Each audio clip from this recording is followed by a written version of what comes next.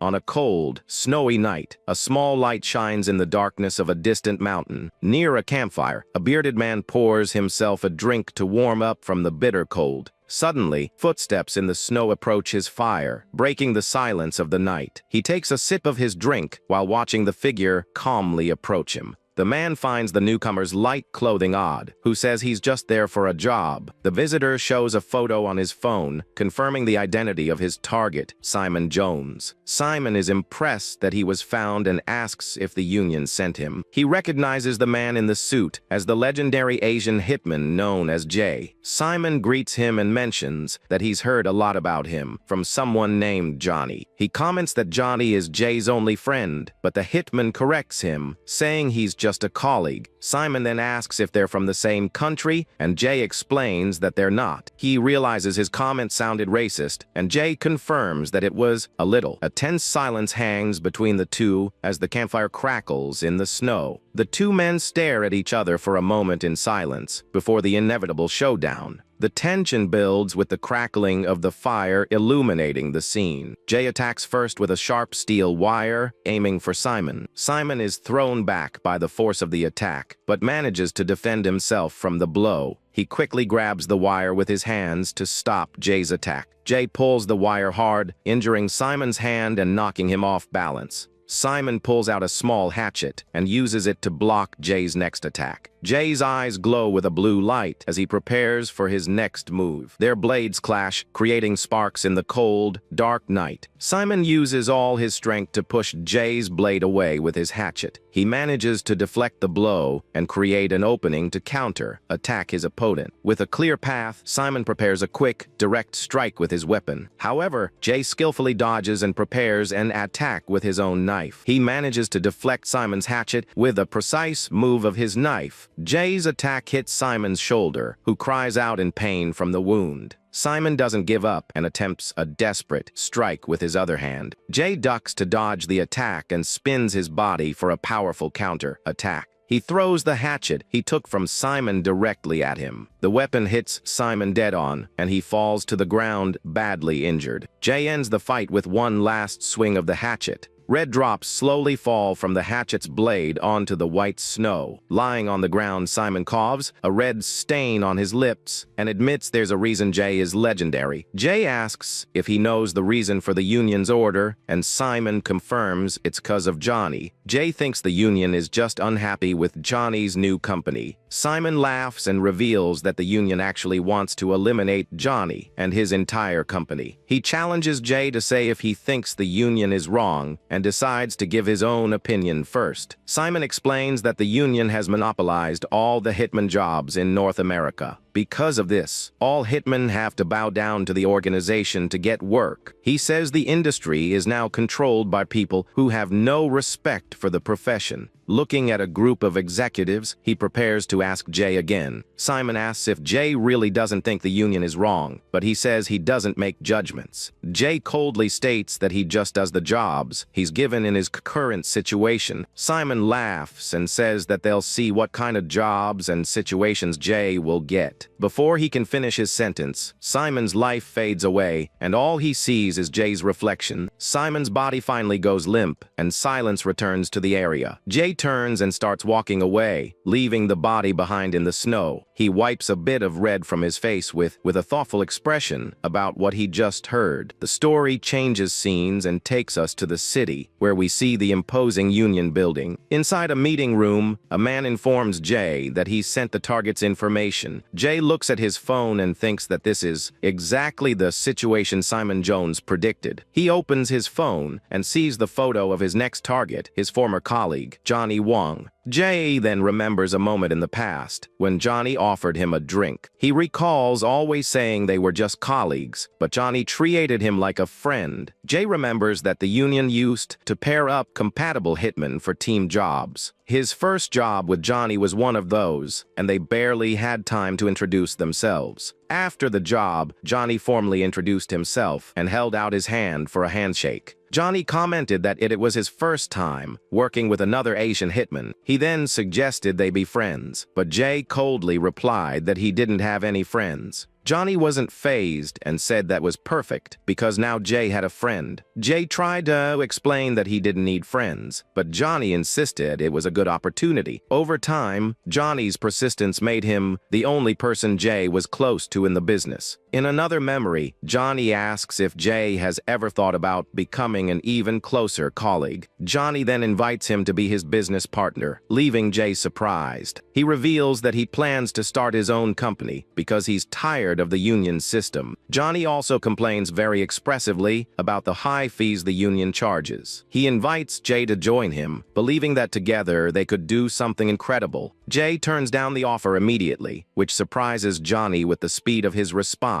Jay explains that he believes life, and especially work, should be done alone. Johnny sighs and admits he was already expecting that answer from Jay. He says that even knowing the answer, he still had to make the offer out loud. Johnny then says that if his company grew, Jay might be the one sent to take him out. Back in the present, Jay understands everything and confirms the target's identity with the representative. The man corrects Jay, saying the target is Johnny's entire company, not just him. He offers Jay $25 million for the job, an impressive amount. Jay questions why the union would pay him so much instead of using their own forces. The representative explains that they prefer to use Jay as an expensive missile to avoid their own losses. He states that Jay is one of the few capable of carrying out the mission alone and the most reliable. Jay accepts the job, but with one condition: he will completely destroy the company. In exchange for his service, he demands that Johnny's life be spared. Jay pressures him, saying that if he doesn't accept the job, the union will be in trouble. The man agrees as long as Jay leaves. Johnny so broken that he can never get back on his feet. The scene shifts to a bustling city street at dusk. As he walks, Jay wonders why he bothered asking them to spare Johnny. He thinks that maybe he just didn't want to be the one to do it himself when he hears a voice. A boy approaches him on the street, trying to sell handmade bracelets. The boy says the bracelets have a mysterious power that Jay might need. Jay gets curious and asks the boy what kind of power the bracelet has. With a big smile, the boy replies that it's the power to live a new life. The boy's words catch Jay by surprise, leaving him speechless for a moment. Jay decides to buy a bracelet, thinking that maybe it's time to live differently. Now inside a building, Jay is surrounded by fallen bodies, thinking about finishing the job. He goes up the stairs and reflects that with the money from the job, he might be able to retire. At the top of the stairs, a hallway full of armed men awaits him for a confrontation.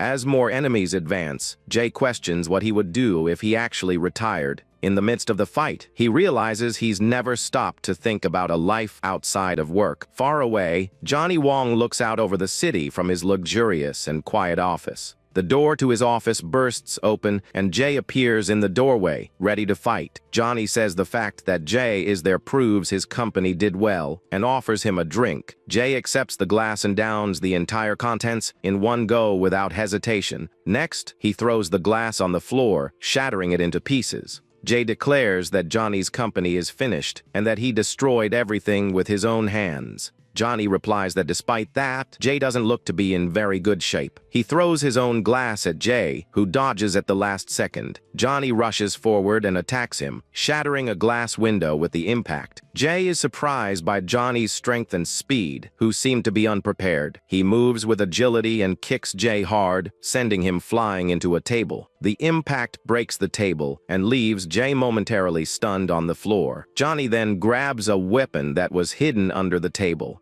Jay gets up with difficulty, but his body doesn't seem to be responding to his commands. Johnny grabs him by the collar and yells in his face, asking why he's doing all this. He throws him against another table and continues yelling, getting more and more furious. With his eyes glowing red, he questions why Jay is coming after him. Johnny then points the weapon at Jay's chest, ready to fire. Jay's eyes glow with an intense blue light as he prepares to react. He manages to knock Johnny's weapon aside at the last second with a quick move. The shot hits the wall, and Jay takes the chance to attack his opponent. Johnny is surprised by Jay's quick reaction, who manages to turn the tables. Jay lands a powerful punch on Johnny's face, knocking him off balance. With another blow, he knocks Johnny to the floor and pins him down. He then thinks about how to incapacitate Johnny for good, perhaps by disabling his hands or feet. However, Jay realizes he's also too injured to continue the fight. A voice suddenly applauds the scene,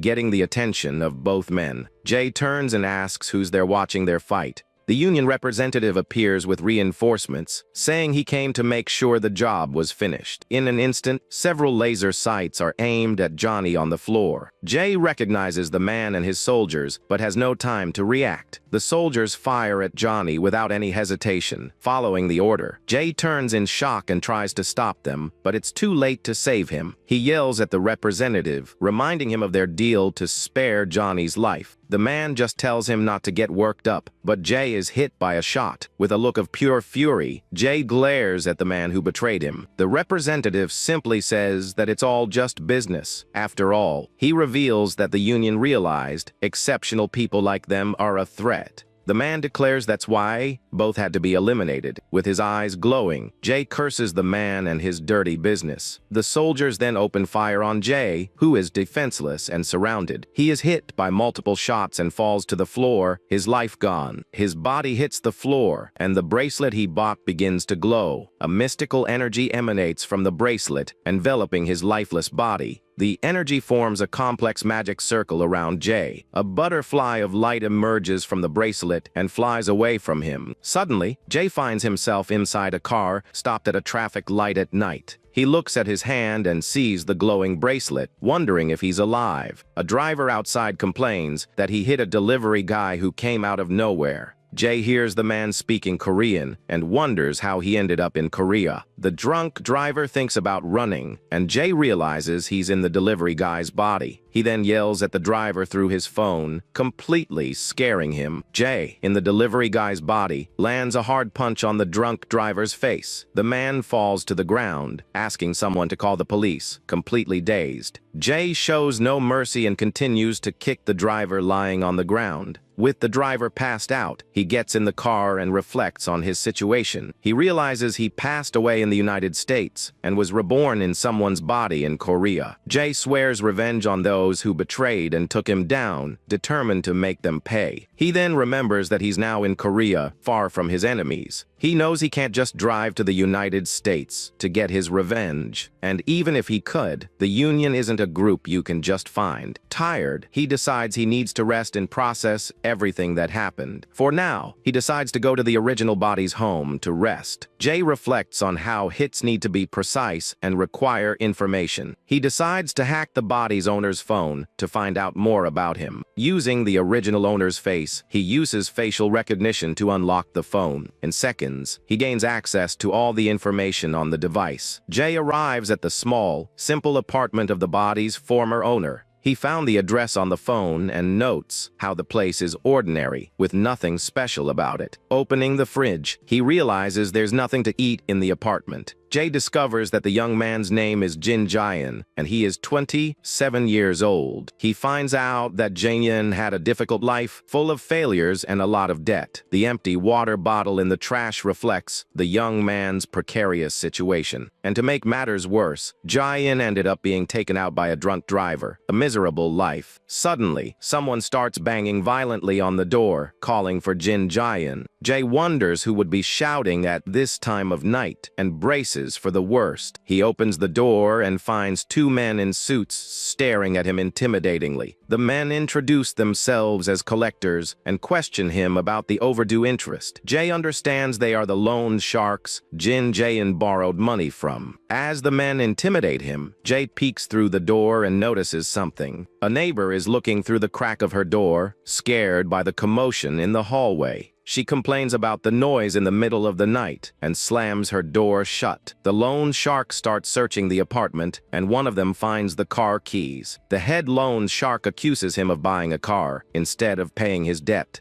Jay suggests they go outside to sort this out and offers the car as payment. One of the men gets angry at Jay's attitude and threatens him for his audacity. The group's boss interrupts him and tells him to calm down for a moment. They talk among themselves and decide that taking the car is better than going back empty-handed. The three of them go down to the parking lot to assess Jaehyun's car. The boss whispers to his henchmen to undervalue the car and offer little for it. He tells Jay the car only covers a few months of interest, which Jay questions. The loan shark points out the damage on the car, saying it's clearly been in an accident. Jay walks towards them and asks if they can judge just by its appearance. Suddenly, one of the loan sharks is hit by a surprise attack from Jay. Jay tells them to look at the car's interior as well and throws him inside the vehicle. The other two loan sharks are shocked and scared by Jay's sudden action. They call him crazy and move in to attack him at the same time. Jay easily dodges the first attack and takes him down with a precise blow. He then hits the second loan shark with a hard punch to the stomach. With his henchmen on the ground, the head loan shark realizes he's lost his numerical advantage. Jay knows that men like him have only two options: run or fight. The loan shark then decides to make one last desperate move to try and survive. Jay expects the loan shark to pull a gun, but he's not in America. The man pulls a knife and runs towards Jay, yelling that he's going to take him out. Jay easily dodges the attack and prepares to disarm his opponent. With a quick move, he twists the loan shark's arm and catches the knife in mid-air. The loan shark is paralyzed with fear, not understanding what just happened.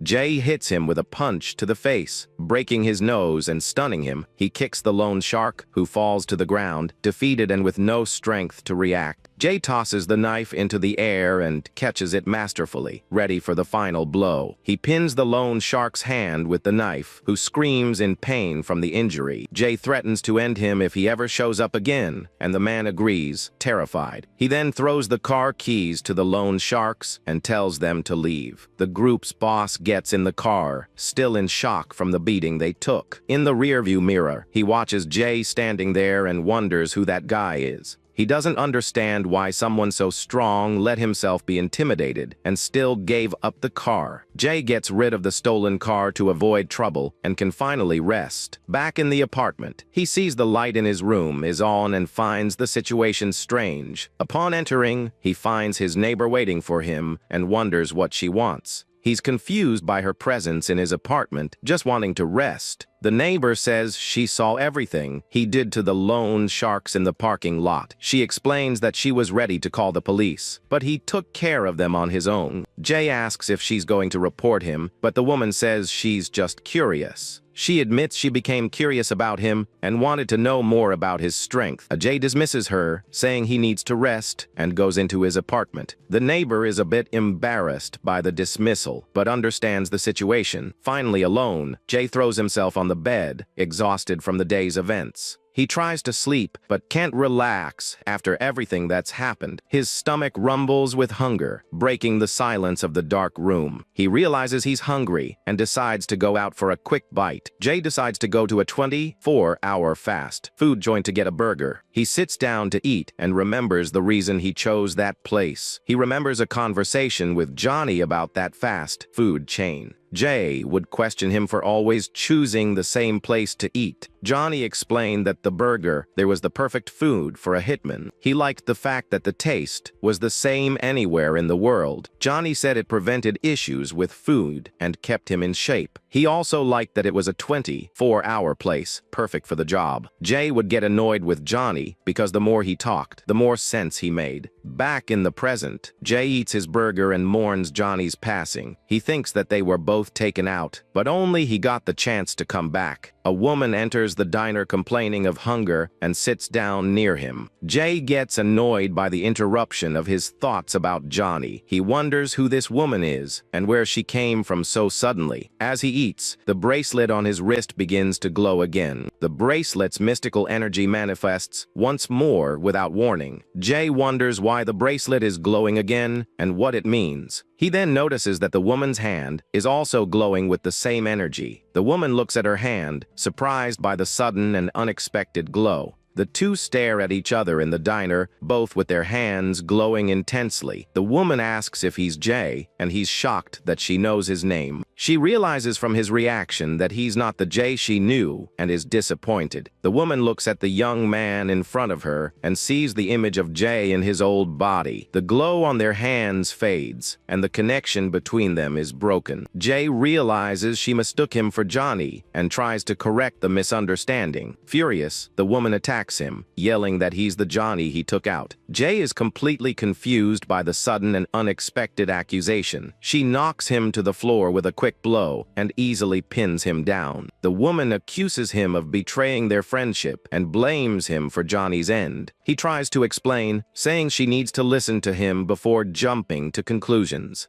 Jay reveals that he wasn't the one who finished Johnny, but the Union was. He says the Union took them out, and the woman asks if he was taken out too. A diner employee shows up and tells the two of them to stop fighting. The woman apologizes sheepishly and lets go of Jay, who is still on the floor. The employee mops the floor around them with a dirty mop. He grumbles that if they're in such a hurry, they should get a room. Now seated at a table, the woman expresses her frustration and then jealousy. She accuses him of refusing her business proposal, but accepting to destroy her company. Jay agrees the situation is strange, but nothing beats the fact they've come back from the other side. He finishes his meal and wonders how all of this could have happened to them. The image of the boy selling the bracelet comes back to his mind, and he has an idea. Jay asks if she bought a bracelet on the street from an Asian boy. He says the boy told him the bracelet had the power to give a new life. Jay shows the mark on his wrist and reveals that he also bought the bracelet. The woman then asks Jay what he plans to do now. With his eyes glowing red, Jay declares that he will get his revenge on the Union. She clarifies that she wants to know his immediate plans, not his long-term ones. Jay says he already found his body's owner's house and came from there. She suggests they spend the night there, as she's too exhausted to look for her own house. The woman explains that she used a lot of energy to get out of the ground where she was buried. Jay is surprised to learn that she also woke up buried in a grave. She says she just wants to take a shower and sleep, and Jay agrees it's a good idea. The scene changes to Jay's apartment with the bathroom light on. The woman takes a hot shower to relax after such a long day. Jay waits for her, sitting silently on the bed, thinking about the situation. On the street, they talk, and she says she would have hated him if he had followed the plan. She admits that she probably would have met her end at his hands one day if things had been different. She asks if he still hates her enough to want to take her out now. Jay replies that he doesn't, and she stretches, relieved by his answer. The woman says he already paid for his choice with his life and learned his lesson. Jay becomes thoughtful and wonders if he really learned anything from all this. The woman comes out of the bathroom, praising the hot water and breaking the silence. Jay turns to speak to her, but is shocked by what he sees. She is completely naked, drying her hair with a towel, not caring at all. He covers his eyes in embarrassment and asks why she's walking around naked. She replies that she wasn't going to wear the dirty clothes she was buried in. Jay then grabs one of his shirts and throws it to her to wear. The bedroom light goes out, and night finally falls over the apartment. The two sleep on makeshift beds on the floor of the small room. The woman, lying on the floor, asks Jay how he plans to get his revenge. She remembers his promise to make the Union pay and wants to know the plan. Jay replies with a single word business, leaving the woman confused. Jay suggests they get some sleep, and the woman agrees they don't need to rush. The next day, they take a taxi to Johnny's house, while she ignores calls from her father. She complains about being reborn in a woman's body, and Jay says he looks like his old self. Jay says his original face was more handsome, and she accuses him of making bad jokes. She realizes they're speaking Korean and reading the language without any difficulty. Jay speculates it might be like people who wake up from a coma speaking another language. The taxi arrives at its destination, and they prepare to enter the house. The two get out of the car and look at the imposing mansion in front of them. They approach the gate of Johnny's large and luxurious house. Jay rings the doorbell and waits for someone to answer. A surprised voice on the intercom recognizes the woman as Somi and asks how she's there. Jay is intrigued by the reaction of the person on the intercom and waits for more. Another voice identifies himself as Somi's father and tells her to come in immediately. The woman smiles and confirms that this is indeed her house, not Johnny's. She tells Jay she needs to go inside to understand the situation, and they say their goodbyes. Jay realizes Johnny's situation will be complicated, having to pretend to be part of the family. He feels relieved to have woken up in the body of someone who lives alone. Jay checks Jae-in's phone and confirms he had no family or friends. He reflects that he also lived a lonely life until the day he passed. Alone in his apartment, Jay feels comfortable with the absence of ties. He thinks that if he said he had no friends, Johnny would probably get mad. Suddenly, the doorbell rings, and Jay realizes Johnny arrived sooner than expected. He opens the door and is met with an unexpected and hostile figure. A man with a knife attacks him as soon as the door opens. Jay reacts quickly and blocks the attack with his arm, avoiding injury. The man tries to attack him again, but Jay is ready for the confrontation. He dodges the second blow and prepares to disarm the attacker. Jay grabs the man's arm and twists it hard to disarm him. He pins the man's hand with the knife, incapacitating him with a precise blow. The man is shocked by the pain and the speed with which he was overpowered. Jay throws him to the ground and prepares to question him about the attack. The knife and the water bottle fall to the floor during the intense fight. The man looks at Jay with fear and surprise, not understanding what happened. Jay stares at him coldly, demanding to know who sent him to attack. His eyes glow with an intense blue light as he prepares to strike. He lands a powerful punch on the man's face, who falls to the floor. The man cries out in pain from the impact of the blow and is stunned. Jay pressures him, asking again who sent him to take him out. The man tries to speak, but the blood in his mouth prevents him from answering. Jay, with his eyes glowing red, asks if it was the Union. The man tries to speak, but the blood in his mouth prevents him from answering. Jay, with his eyes glowing red, asks if it was the Union. The man finally manages to stammer a reply, denying he's from the Union. He reveals that he was sent by someone else, and not by the organization. Jay attacks him again, furious with the man's lie and evasion. He lands another hard punch on the man's face, who can't defend himself. The man falls to the floor, knocked out, and his glasses fly off from the impact. Jay picks up the knife and reflects that the Union wouldn't know about his current situation. He approaches the fallen man and prepares to question him again. With the knife in hand, Jay threatens him to finally reveal the truth. Jay stops the attack with the knife inches from the man's neck, leaving him in shock. He sits on top of the attacker and demands to know who sent him to take him out. The man hesitates, but the blade at his neck forces him to start talking. Meanwhile, at the mansion, Sami's siblings wait nervously for news. Johnny, in Somi's body, arrives home and is greeted by his worried father. The father says her siblings skipped work, but they seem more scared than worried. Johnny realizes that the two siblings are involved in Somi's demise. Outside, Somi's brother despairs on the phone, asking what happened. He yells at the person on the other end of the line, questioning how Somi came back to life. He asks if the gate camera was checked to see how she arrived. The person confirms that Somi arrived by taxi with a man who later left alone. He orders the man to be found and eliminated, and so he doesn't become a witness. Somi's brother gets annoyed with the extra charge and calls it after sales service. He hangs up the phone, frustrated with the contractor's incompetence. His sister calls him, and he turns to talk to her, still nervous. She asks what happened, and he says the contractor failed the mission. The brother suggests that maybe it's for the best, but his sister doesn't understand. She tells him to stop, reminding him that Somi is still his younger sister. He corrects her, saying Somi is the daughter of a mistress, not a real sister. He reminds her that their mother's illness got worse after finding out about Somi. He argues that their father might leave the company to Somi and asks if their mother would rest in peace.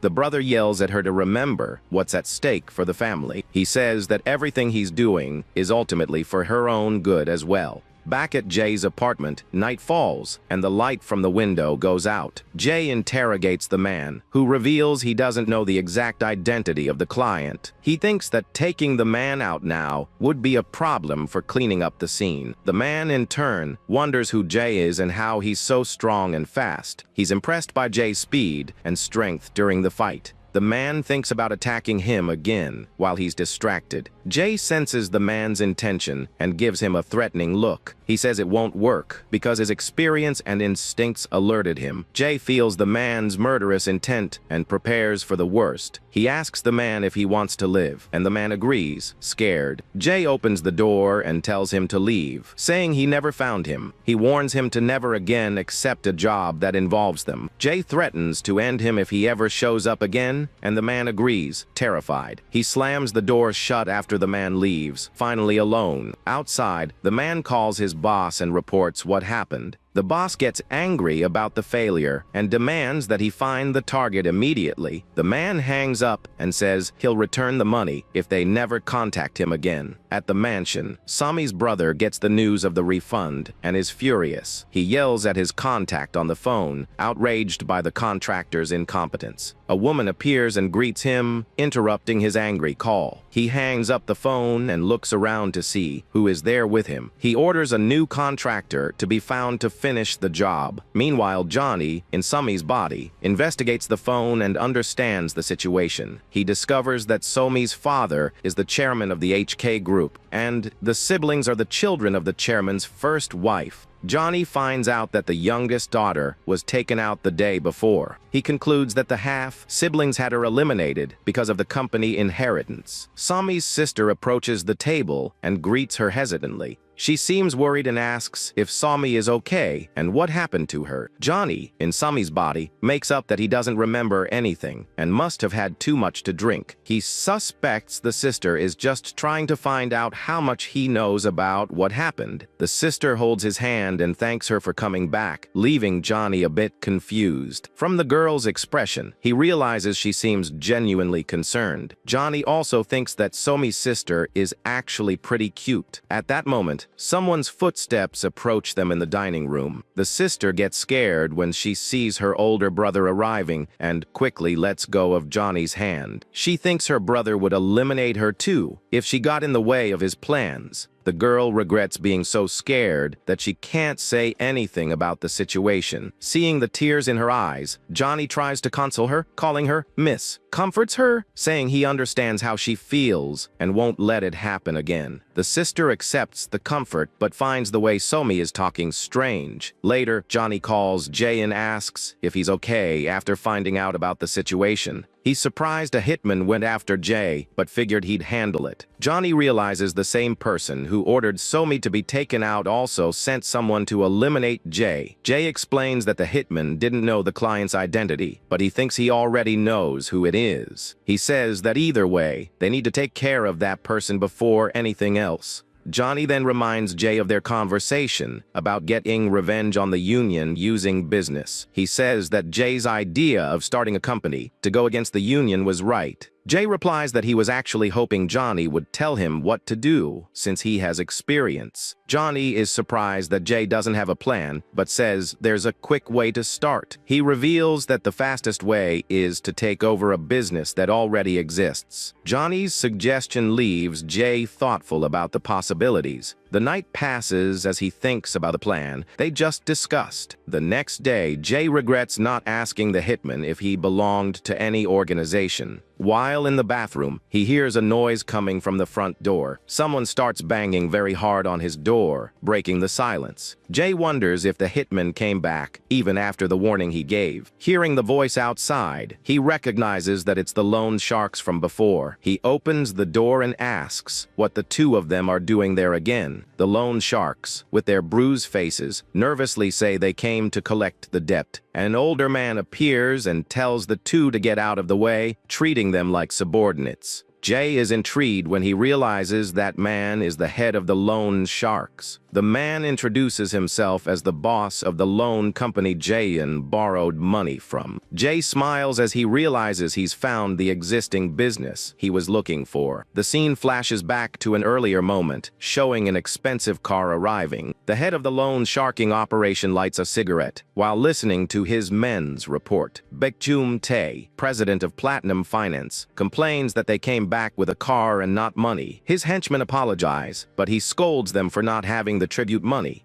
He gets even more annoyed when he learns they were beaten up by the debtor. Angrily, Baek-jum-tae kicks one of them, saying the debtor is just a delivery guy. The man justifies himself, saying the guy was a really good fighter, maybe ex-military. Tired of the excuses, the boss decides he'll handle the situation personally. He says he wants to see with his own eyes who this tough guy is. Back in the present, he faces Jae and asks if he was the one who beat up his men. Baek-jum-tae says Jae doesn't look like much and tells him to come with them. He threatens Jae, saying they have a special way of dealing with debtors like him. The henchmen think Jae will definitely refuse the offer and start a fight. To everyone's surprise, Jae calmly agrees to go with them. The head of the loan sharks is confused and doesn't understand why he gave up so easily. He concludes that Jae realized he was no match, and that even though he could fight, he wouldn't be a problem. Outside a warehouse, the henchmen wait nervously, not understanding the situation. They talk among themselves, confused by Jae's calmness and what he might be planning. Inside the warehouse, Jae is tied to a chair and carefully observes the place. He analyzes the makeshift office and notes the simplicity of the place. Jae thinks ironically that the place must be terrible to heat or cool. Looking at a small gym area, he wonders how much the rent is there. The head of the loan sharks and his men approach him to begin the interrogation. Baek-jum-tae taunts him, but Jae thinks he just needs to inspect the company he's about to take over. The boss explains that in their business, they don't like those who pay quickly because they lose out on interest. But he says that with debtors like Jae, it's better to get the money out of them all at once. He demands payment, and Jae questions how he would pay if he doesn't even have enough for the interest. The boss suggests he call everyone he knows and desperately ask for money. Jae replies that no one would lend money to someone who has already turned to loan sharks. Baek-jum-tae agrees and says that's why he needs to sound like he's about to be finished. He then orders his men to help him, put a little desperation in his voice. The henchmen start beating him mercilessly to force him to cooperate. The boss watches the scene coldly while calmly smoking his cigarette. After the beating, Jae finally gives in and asks them to stop, saying he'll make the call. Satisfied, the boss tells his men to stop and give him back his phone. One of the henchmen approaches and hands the phone to Jae, who is still tied up. In the reflection of the phone's screen, Jae's eyes glow an intense red. Suddenly, one of the henchmen is hit by a surprise blow and is shocked. Jae, who has freed himself from the ropes, uses his own phone to strike the man in the head. The others are speechless, wondering if he's completely lost his mind. He quickly moves towards the next henchman with the phone in his hand. With a swift move, he hits the other loan shark in the face with the phone. The man cries out in pain and covers his eyes as Jae prepares for the next one. Chaos erupts in the warehouse with the sound of the fight, men being taken down. With the henchman on the floor, Jae slowly walks towards the group's boss. Baek-jum-tae yells for the men outside to come in and help him in the fight. The henchmen outside pretend not to hear anything and remain still, afraid. Seeing that he's alone, he decides to fight and prepares for the showdown with Jae. Baek-jum-tae starts the attack with a high, fast kick towards Jae. Jae blocks the attack with his forearm without much difficulty. The two begin to exchange blows, and the boss is surprised by Jae's speed. Jae dodges a punch with a quick, precise movement of his eyes. He then counter-attacks with a powerful punch that hits the boss's face. Jae recognizes that his opponent is strong and fast, and that he's not the boss for nothing. The boss is impressed that Jae blocked all of his blows. He underestimates Jae, thinking he's just a gym fighter with no real experience. However, Jae easily dodges his next attack with incredible agility, and lands a powerful uppercut on Baek-jum-tae's chin, who feels the impact. The blow is so strong that it leaves him completely stunned and vulnerable. Baek-jum-tae staggers back, trying to recover from the punch he took. Jae takes advantage of the opening and lands a hard kick on his opponent. The blow knocks him to the ground, and Jae prepares to end the fight once and for all. He finishes the confrontation with one last devastating punch to the face of the fallen boss. Jae continues to beat the head of the loan sharks, who is already down and defenseless on the floor. He stops the attack and repeats the boss's words, saying there's still no desperation in his voice.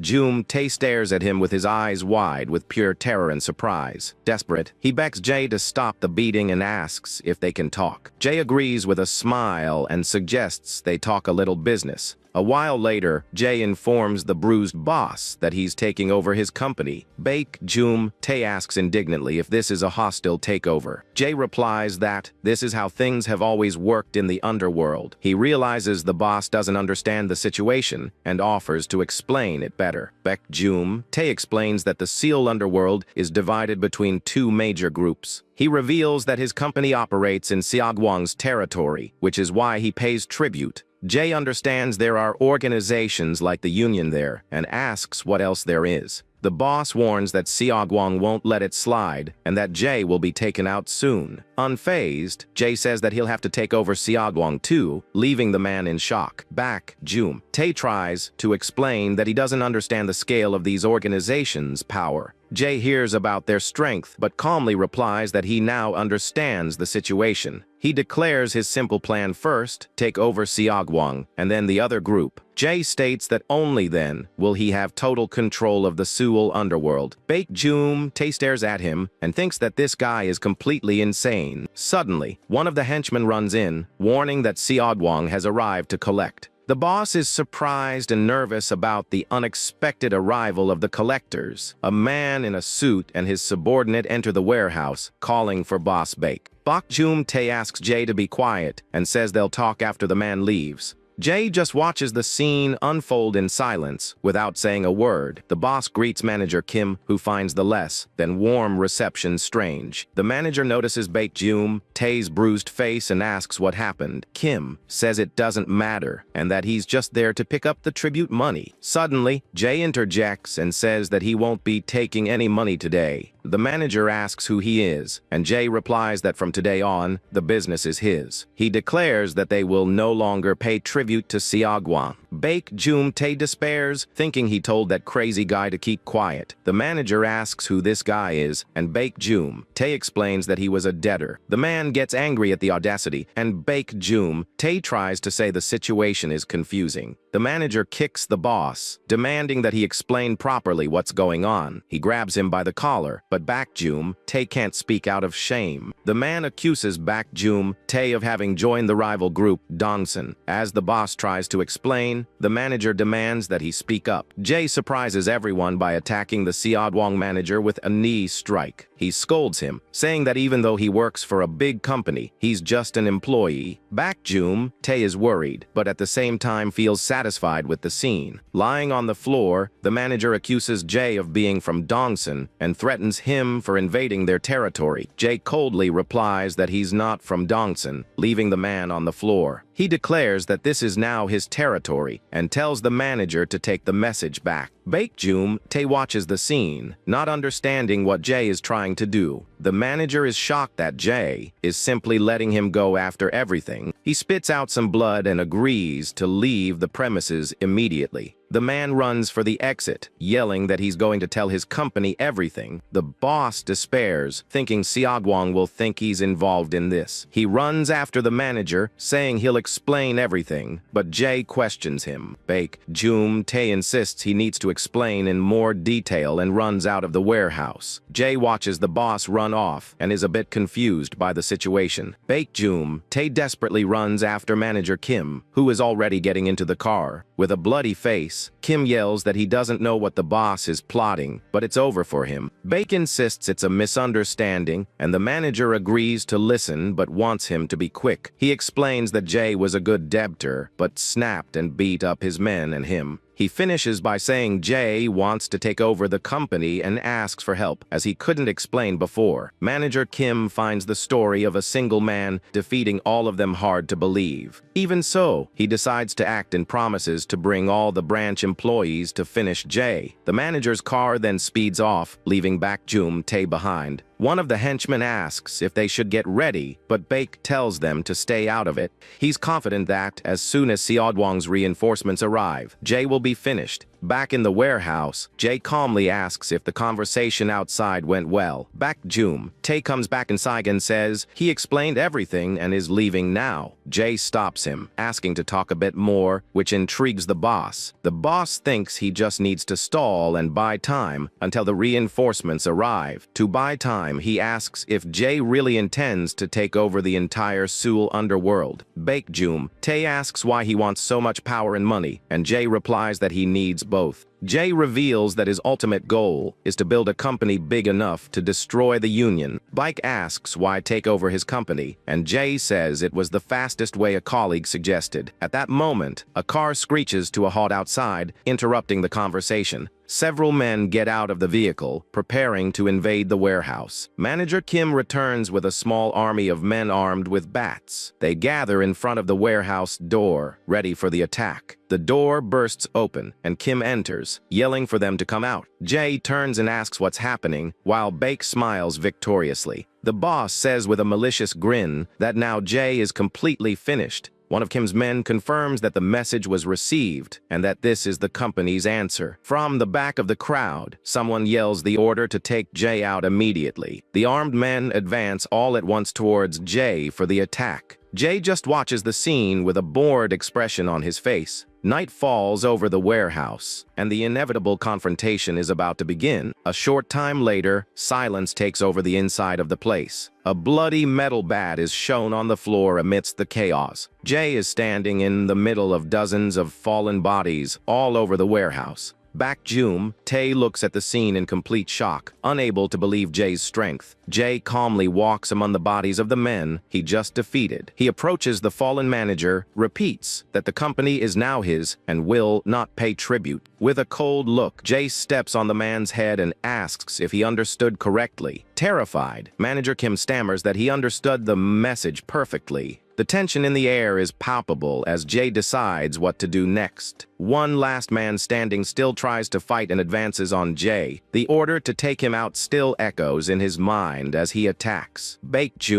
Tae hears the sound of the impact and realizes something is wrong. He notices the sound wasn't of a skull breaking, but of metal against metal. The attacker is shocked at how quickly Jae managed to block his attack. With a threatening look, Jae questions the man, saying that it doesn't make sense. In the blink of an eye, Jae knocks him off balance and throws him to the ground. The man begs for his life, but Jae finishes him without hesitation. Already tired of the situation, Jae tells them to get their men and disappear. Back Tae watches Manager Kim and his men flee hastily from the place. Jae even saved his own number in Baek Tae's phone and told him to let him know if anything happened. Baek Tae finds it ridiculous to have to report to Jae as if he were his new boss. One of his men comes in and asks if Manager Kim managed to get rid of that crazy guy. Baek replies that it was actually the other way around, leaving his subordinate speechless. The henchman asks if they should do something about it, and that Baek dares him to try it himself. He then tells his men to take a break and disappear for a while, which confuses them. Baek knows that Manager Kim will report everything to his superiors, and that he knows who's responsible. He's sure that Kim's boss will want to eliminate not just Jae, but all of them as well. Meanwhile, somewhere else, Manager Kim complains about the pain in his dislocated jaw. His superior arrives, and Kim apologizes for having to report in person, but the situation was complicated. The Sagwang manager, Bangman Guy, says he hopes the story is worth it. Manager Kim confirms that it is and prepares to tell him everything that happened.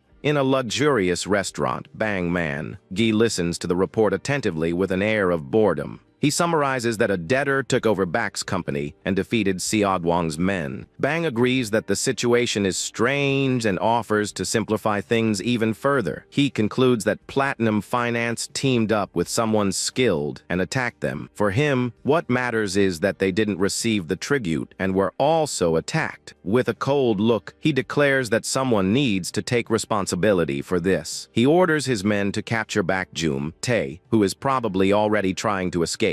In the car, Baek listens to the radio talking about how life sometimes seems to be hard on people. With a bruised face, he agrees that there really are times when everything goes wrong. The host says people often say that everything passes, but you have to hang in there. Bake reflects that the problem is not knowing when this bad phase will finally be over. The radio then asks what is needed in times like these, but Bake doesn't hear the answer. A flash of light blinds his vision, and he realizes something is wrong on the road. Suddenly, his car is blocked, and armed men surround him to capture him. One of the men calls his boss and informs him that they have successfully captured Bake Tae. Red liquid drips onto the warehouse floor, showing the violence of the situation. Fallen Bake Tae regrets not being able to hint of the radio commentator's remark. Manager Bang says he's already made his decision and doesn't want to hear explanations. Bake realizes how scary Bang is for having predicted his escape and captured him so quickly. Bang says his conclusion is that someone needs to be held responsible for all of this.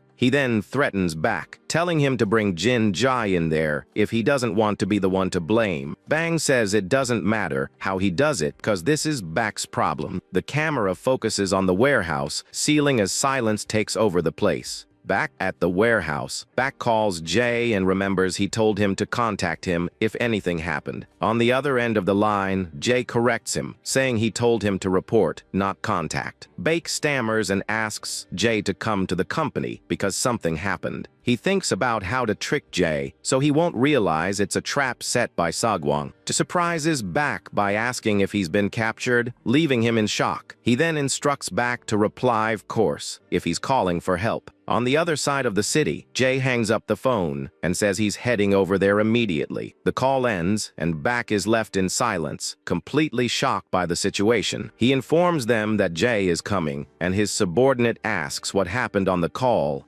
Bake looks at his phone screen and wonders why Jay would come to rescue him. On the street, Jay looks at his phone, thoughtful about the call he just received. He can't get a taxi because the company is in a very remote area of the city. Outside the warehouse, Kim's henchmen wait confidently that manager Bang will handle it. They comment that Bang has more skills than his position requires and earned a lot of credit in the past. One of them explains that Bang lost power because his faction was defeated in an internal political war. One of the men explains that Bang didn't join another faction and simply acted according to his beliefs. His colleague asks if what he learned was about a man's loyalty. He replies that he learned the lesson that, if the rope you're holding is rotten, it's better to find a new one. Suddenly, one of the henchmen spots Jay approaching them in the dark. Jay arrives on an electric scooter, and the men panic at his presence. One of them asks his manager what they should do now that Jay has arrived. The manager pulls out a knife and declares that he won't go down so easily this time. Jay's electric scooter sits parked outside the silent warehouse. A short time later, Jay has already defeated all the men outside with ease. With the manager's knife in hand, he wonders if he should take it before going into the warehouse. The warehouse door opens slowly, revealing the scene inside. Manager Bang sees Jay enter and wonders if that guy is Jin Jaein. He thinks Jay doesn't look very strong and asks why he's there. Jay calmly replies that he came to rescue his employee. Bake Tae is shocked to hear Jay refer to him as one of his employees. Manager Bang concludes that Bake is in cahoots with Jay, which he desperately denies. Bake thinks angrily that this guy is a complete madman for making the situation worse. Jay faces Manager Bang with a cold, challenging look, ready for the confrontation. He then turns to Bake Tae and tells him to stay quiet in a corner. Bake obeys immediately and slowly moves away to the corner of the warehouse. He watches the two men staring each other down, afraid of what's about to happen. Manager Bang thinks to himself that his conclusion about the two of them was correct. Bake realizes he's completely screwed because now Bang is sure he's a traitor. Without wasting any more time, Jay quickly advances towards his opponent. He attacks with the knife, aiming directly at Manager Bang's face. Bang reacts at the last second and prepares to dodge the fatal blow. With impressive agility, the manager dodges Jay's attack. Jay is surprised by his opponent's reaction speed. He continues to attack, but Bang manages to dodge all the blows with ease. The two exchange a series of quick, precise attacks in the middle of the warehouse. Jay stops for a moment to analyze the situation of their fight. He thinks that at first glance, it looks like Bang took a beating from his attacks. But in reality, none of his blows landed squarely, only scratching him. Bang realizes it's not that Jay can't hit him, but rather that it's like a shield that can only be scratched. Jay then decides he just needs to scratch him in the right place to win the fight. He advances again with the knife in hand, aiming for a specific spot on Bang's body. The reflection in the manager's glasses shows Jay's attack approaching quickly. Jay manages to land a cut on Bang's forehead, which surprises him. Blood starts to run down the Saodwong manager's face without stopping. Jay thinks that the forehead is a place where the skin is thin and bleeds a lot even with a superficial cut. He remembers how professional fighters use this technique to create the appearance of a serious injury. Manager Bang tries to stop the bleeding, but the flow is too intense to stop. Jay knows that with his vision blocked, distance control and reactions become more difficult. Bang tries to react to Jay's attack, but his vision is completely compromised by the blood. Jay takes the opportunity to disarm him with a well-aimed kick to the hand. The knife flies through the air and falls to the ground, far from the two fighters in the middle of the warehouse.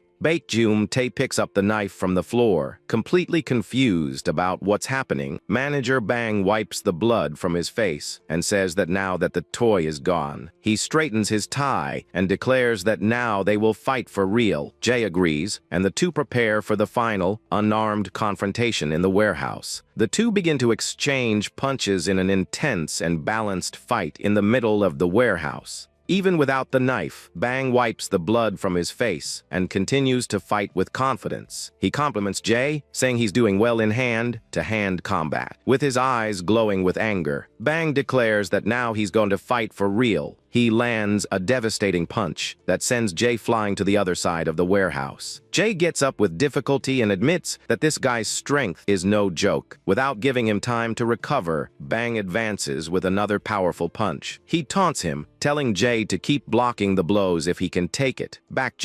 Tae watches the fight and thinks it's the first time he's seen Manager Bang like that. Jay blocks the attacks and thinks that despite having incredible power, his opponent is very reckless. He finds the change in Bang's fighting style strange and wonders if he got annoyed by a single blow. Jay concludes that he's not as impressive as he thought for losing his composure so easily. The two continue to trade blows, and the fight becomes increasingly brutal. Bang's eyes glow with an intense red light as he prepares his next attack. He lands a hard blow to Jay's body, who feels the impact of the punch. Jay spits out a bit of blood and is surprised by the unexpected body shot. Bang takes advantage of the opening and lands a powerful punch to Jay's face. The blow knocks him to the ground, and he lies there, bloody and motionless. The manager approaches Jay and says the people first think according to what they see, but then they end up seeing according to what they think. Bake realizes that Bang thinks Jay fought recklessly on purpose to lower his guard. The manager then turns to Bake and says he remembered he was there. He threatens him, saying he'll have to hold him responsible for bringing someone like Jay. Bang approaches and tells Bake to put the knife away, as he's had enough fun with it. Completely terrified,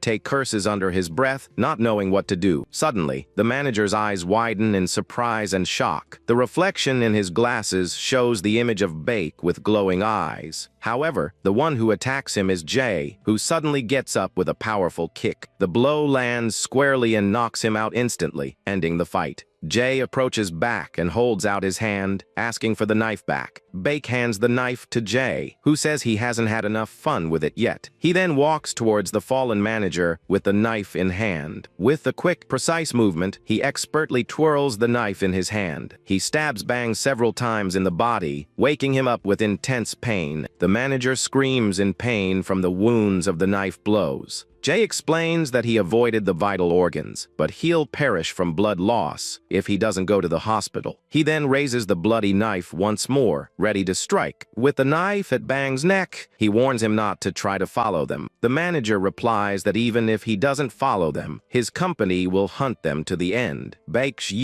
Tae gets scared when he hears Bang refer to them as a group. He becomes desperate, wondering what he's going to do now that he's involved. Night falls over the warehouses, and silence returns to the place. Jay approaches back and tells them to go get something to eat, leaving him confused. He then says he needs a ride, which leaves Bake even more confused. Jay then shows up with his electric scooter and gives Back a ride. On the way, Jay wonders what he should eat that night. He decides to stop at a 24-hour fast food joint to grab a bite. Inside the diner, the two eat burgers in an awkward silence. Jay notices that Bak isn't eating, and he replies that he will. Bak asks what Jay plans to do, and he responds by asking if he hasn't said it several times already. Jay declares that he will take over Seogwang and any other organization to make their company the best in the underworld. Bake asks if he's serious, or if there's some kind of self-help book. Images of Jay's intense fight in the warehouse flash through Bake's mind. He admits that Jay is strong but says that's not enough for what he wants to do.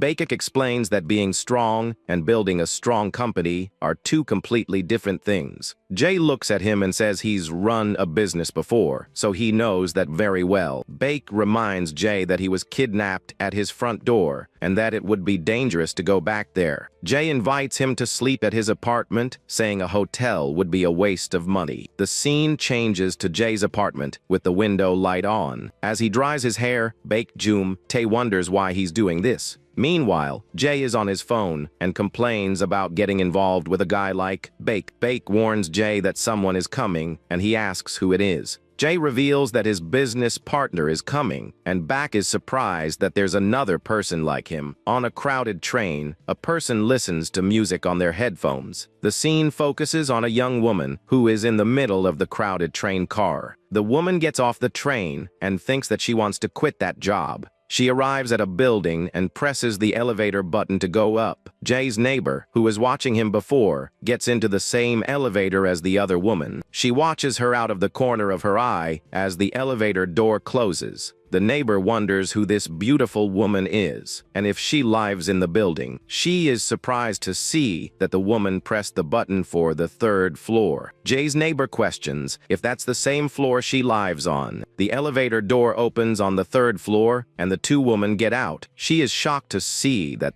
the woman is knocking on Jay's apartment door. The neighbor remembers the conversation about Johnny and realizes that she wasn't the only one surprised to see him. Jay opens the door and the woman enters, saying she brought beer for them. She comments that she really likes the variety of beers in Korea's convenience stores. Baek Tae looks at the woman and thinks that she's very beautiful. Johnny in Sumi's body smiles as he takes a sip of his beer. He opens another can and invites everyone to talk while they drink. Jay comments that in the end, she bought the beer she used to drink in America. Johnny introduces himself to Bak as Somi, and he realizes she's Korean-American. With a flushed face, Bak asks what the relationship is between the two of them and if they're a couple. Jay and Johnny are surprised by the question and start laughing at the idea. Johnny says it was incredibly difficult to become friends with Jay, let alone a couple. He explains that they are just colleagues who do the same job, and Jay hits him on the head. Johnny then asks Jay why he brought Bak to the apartment. Jay explains that Bak's house and office are no longer safe for him to stay in. Johnny then assures them that they don't need to worry about money because his new father is very rich. Bak is intrigued and finds the conversation about the rich father a bit strange. Jay tells Johnny that if that's the case, he can find a new office for them. After drinking, Jay says it's time to clean up and go to sleep. Bake offers the bed to Jay, saying he's still a guest in his house. Jay tells Johnny to go home, and Bak is confused by his kindness for everything that's happened. He thinks that he really can't understand what's going on in Jay's head. Johnny says he's lazy and will sleep there, lying down next to Bake. He complains that Jay made him sleep on the floor last time, and that now he's going to sleep in the bed. The bedroom light goes out, and the three of them prepare to sleep in the small space.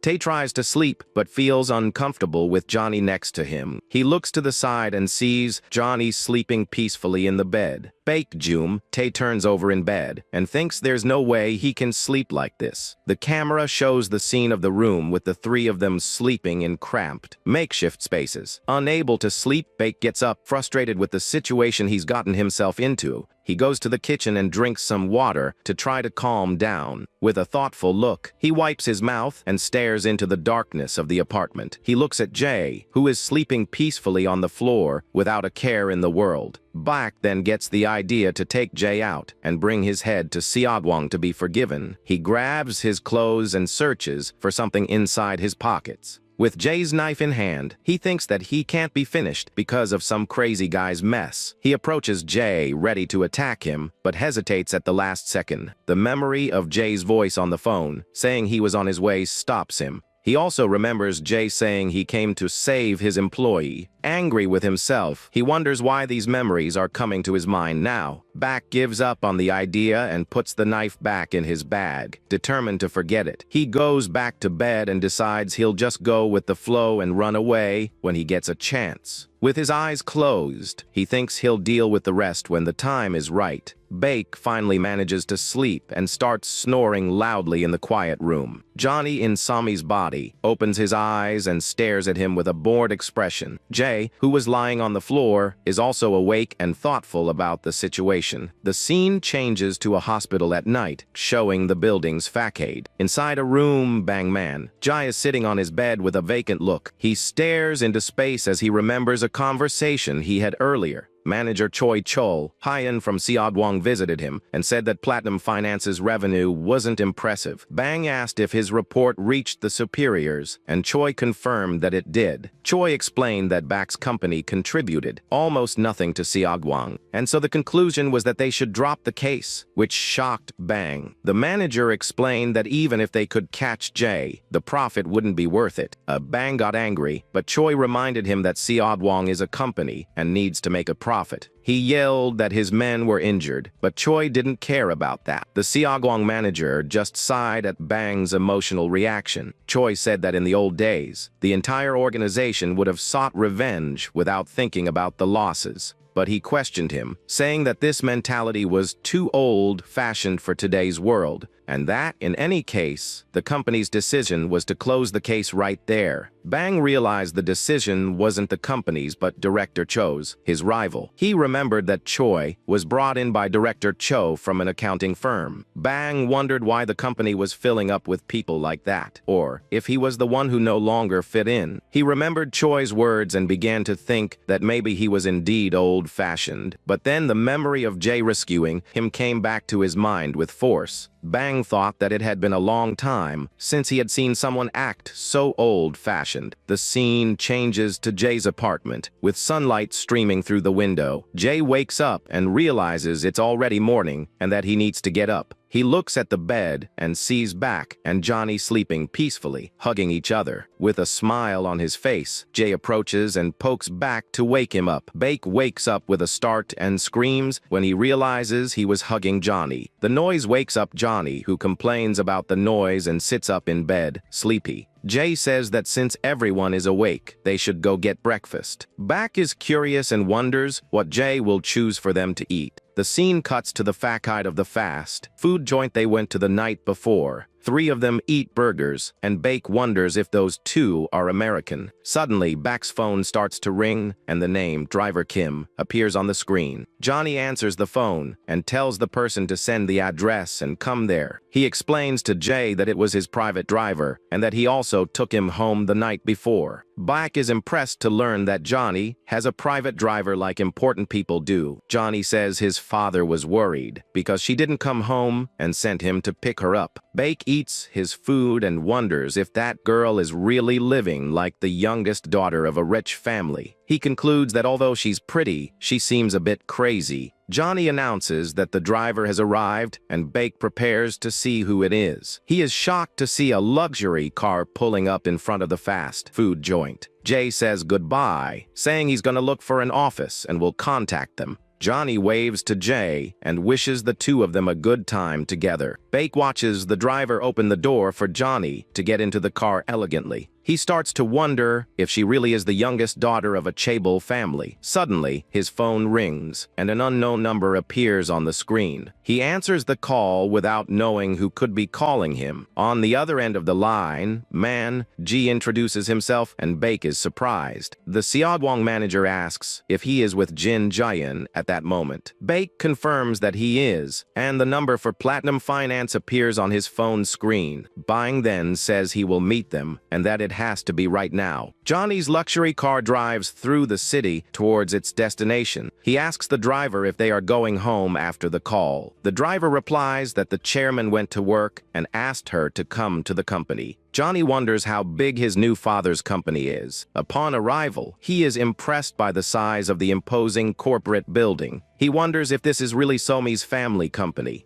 The car stops at the building's entrance, and the driver opens the door for him to get out. A man greets him and introduces himself as a direct employee of his older brother. Johnny thinks with disdain about that annoying guy who tried to have her taken out. The man offers to accompany him to the chairman's office, and Johnny questions the reason. He explains that since she doesn't usually come to the company, her brother was worried she might get lost. Johnny realizes that his brother is worried about his visit and sent him to watch him. He coldly dismisses him, telling him to just go away, leaving the man confused. Johnny says he already has someone to guide him and asks his driver if he knows the way. The brother's employee tries to interject, but is reprimanded for his behavior. Johnny stares at him and asks what he thinks he's doing there. With his eyes glowing, he threatens him for talking to his driver that way. He reminds him that such behavior disrespects not only the driver but him as well. Johnny dismisses him again, saying they can find the office on their own. The man insists that he should go with them, but Johnny looks at him suspiciously. He accuses him of being sent by his brother to spy on his conversation with the chairman.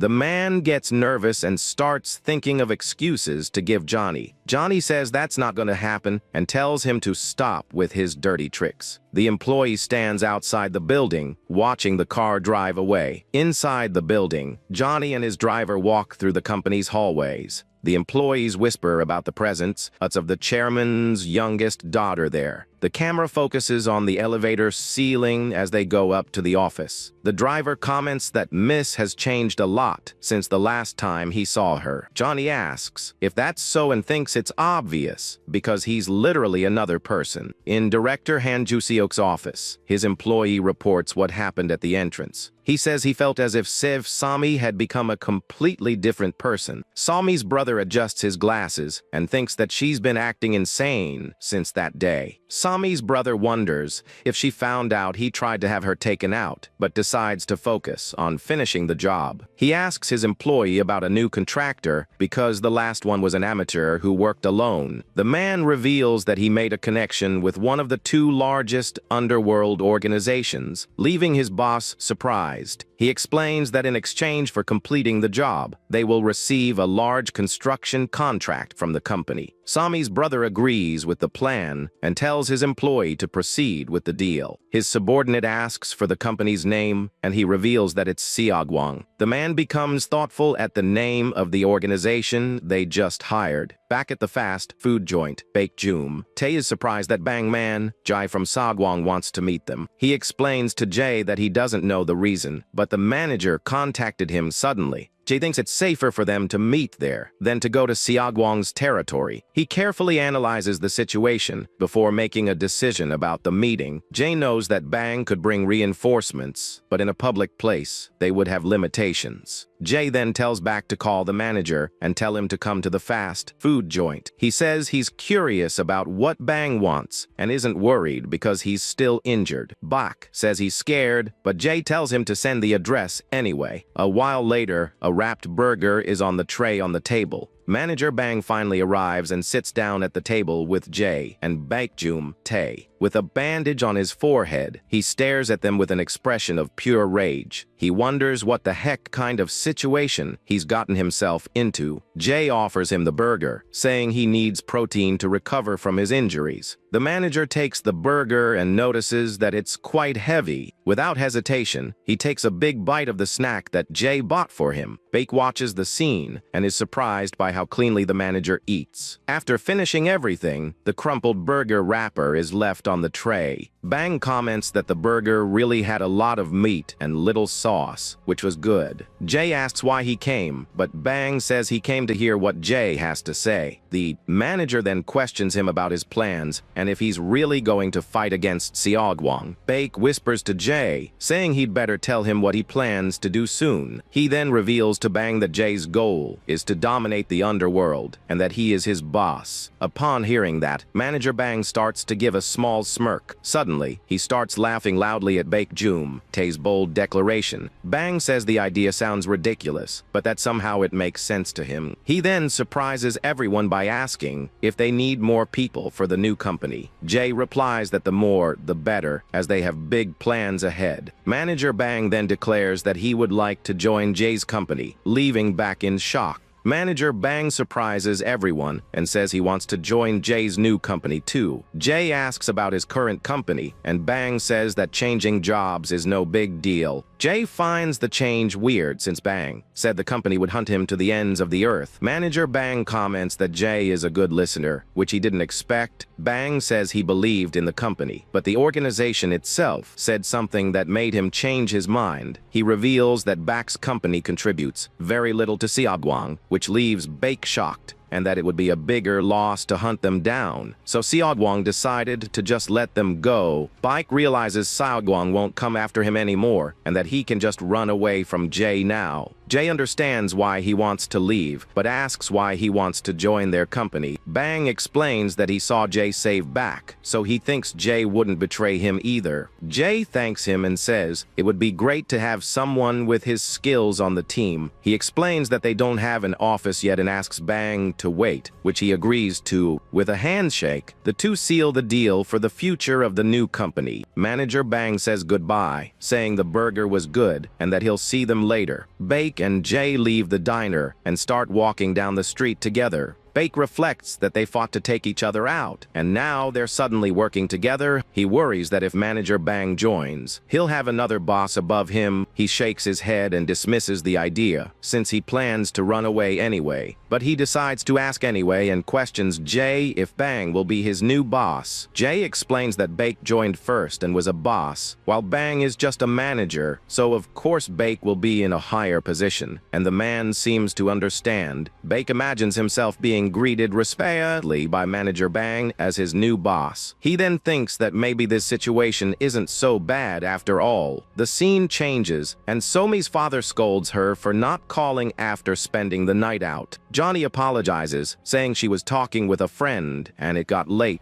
Her father asks what they were talking about, and Johnny reveals that the friend is her business partner. Surprised, her father asks if she's starting a business, and Johnny confirms her intention. She asks her father for help getting an office, since they don't have any money yet. Her father is very happy with his daughter's initiative and agrees to help right away. He then asks what kind of business she's planning, and Johnny is at a loss for words. He thinks about his real plan to take over the underworld and dismantle the largest organization in America. Unable to tell the truth, she says it's an IT business, and her father seems interested. Johnny thinks he needs to choose a field his father's company isn't involved in at all. She says she's going to create video games, and her father regrets it's not one of the company's fields. Johnny gets nervous because doesn't play video games and only said that to get out of the situation. Her father offers some startup funding, and Johnny is surprised since she only wanted an office. He thinks that money is good, but receiving an investment is a whole different story.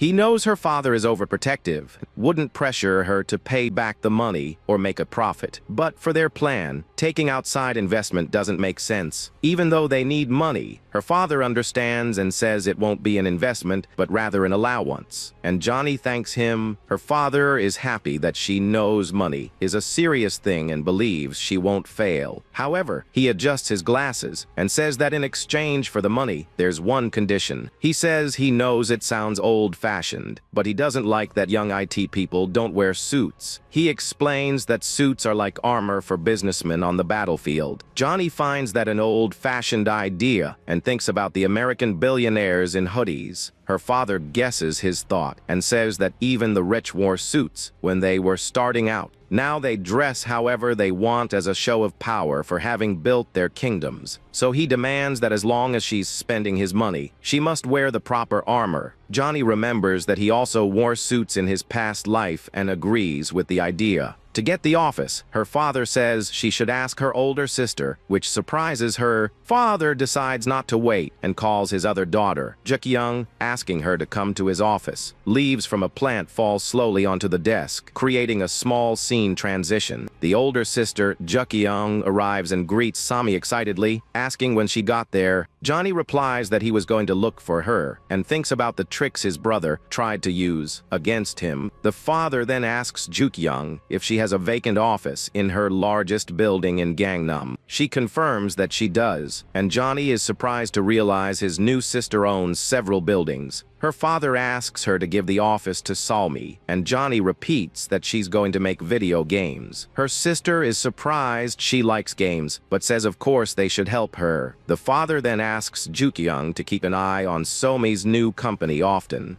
He tells her to check if the employees are dressed well, and if the game is being made. Johnny realizes his new sister is going to be watching him, and she encourages him excitedly. He looks at the company building and thinks that the situation has gotten much more complicated. Outside, Johnny calls Jay and asks if he can talk at the moment. She tells him she got an office and even money for the business, making Jay excited. She reveals that to do so, she had to say they were going to create video games, leaving Jay shocked. Jay questions her, saying he doesn't even play video games, and Johnny agrees that's the problem. Johnny says that's why they need to find someone to make the games immediately. Jay gets desperate and asks where they're going to find a game developer out of the blue. Johnny explains that's what happened, but they need the money, and Jay agrees. Jay says they'll talk about it later when they meet in person and hangs up. He hangs up the phone and sighs, wondering what on earth is happening now. Jay then turns to Bak and says he's leaving, making the man curious. Bak says that since Seodwong isn't coming after them anymore, he can go back home now. Jay agrees with his logic and says he'll get in touch later then. Bak agrees but thinks to himself that they're done and will never see each other again. He decides to go back to the office first and hails a cab, feeling like everything is back to normal. Inside the taxi, he thinks with relief that things are finally getting back to normal. The taxi arrives at its destination, and Bake happily thinks his company is back in business. But as he gets out of the car, he is completely shocked by the scene he finds. He sees his office completely destroyed and burned and yells, asking what happened. Bake enters the rebel and curses Seodwong for setting his office on fire. He notices the safe is intact and calms down, remembering he stored everything valuable elsewhere. Even so, he is devastated to see his company reduced to ashes. He tries to calm down and decides to call his employees to let them know what happened. But his employee surprises him, saying he can't come back to the company anymore. Bike keeps calling the others, but they all give the same answer and apologize.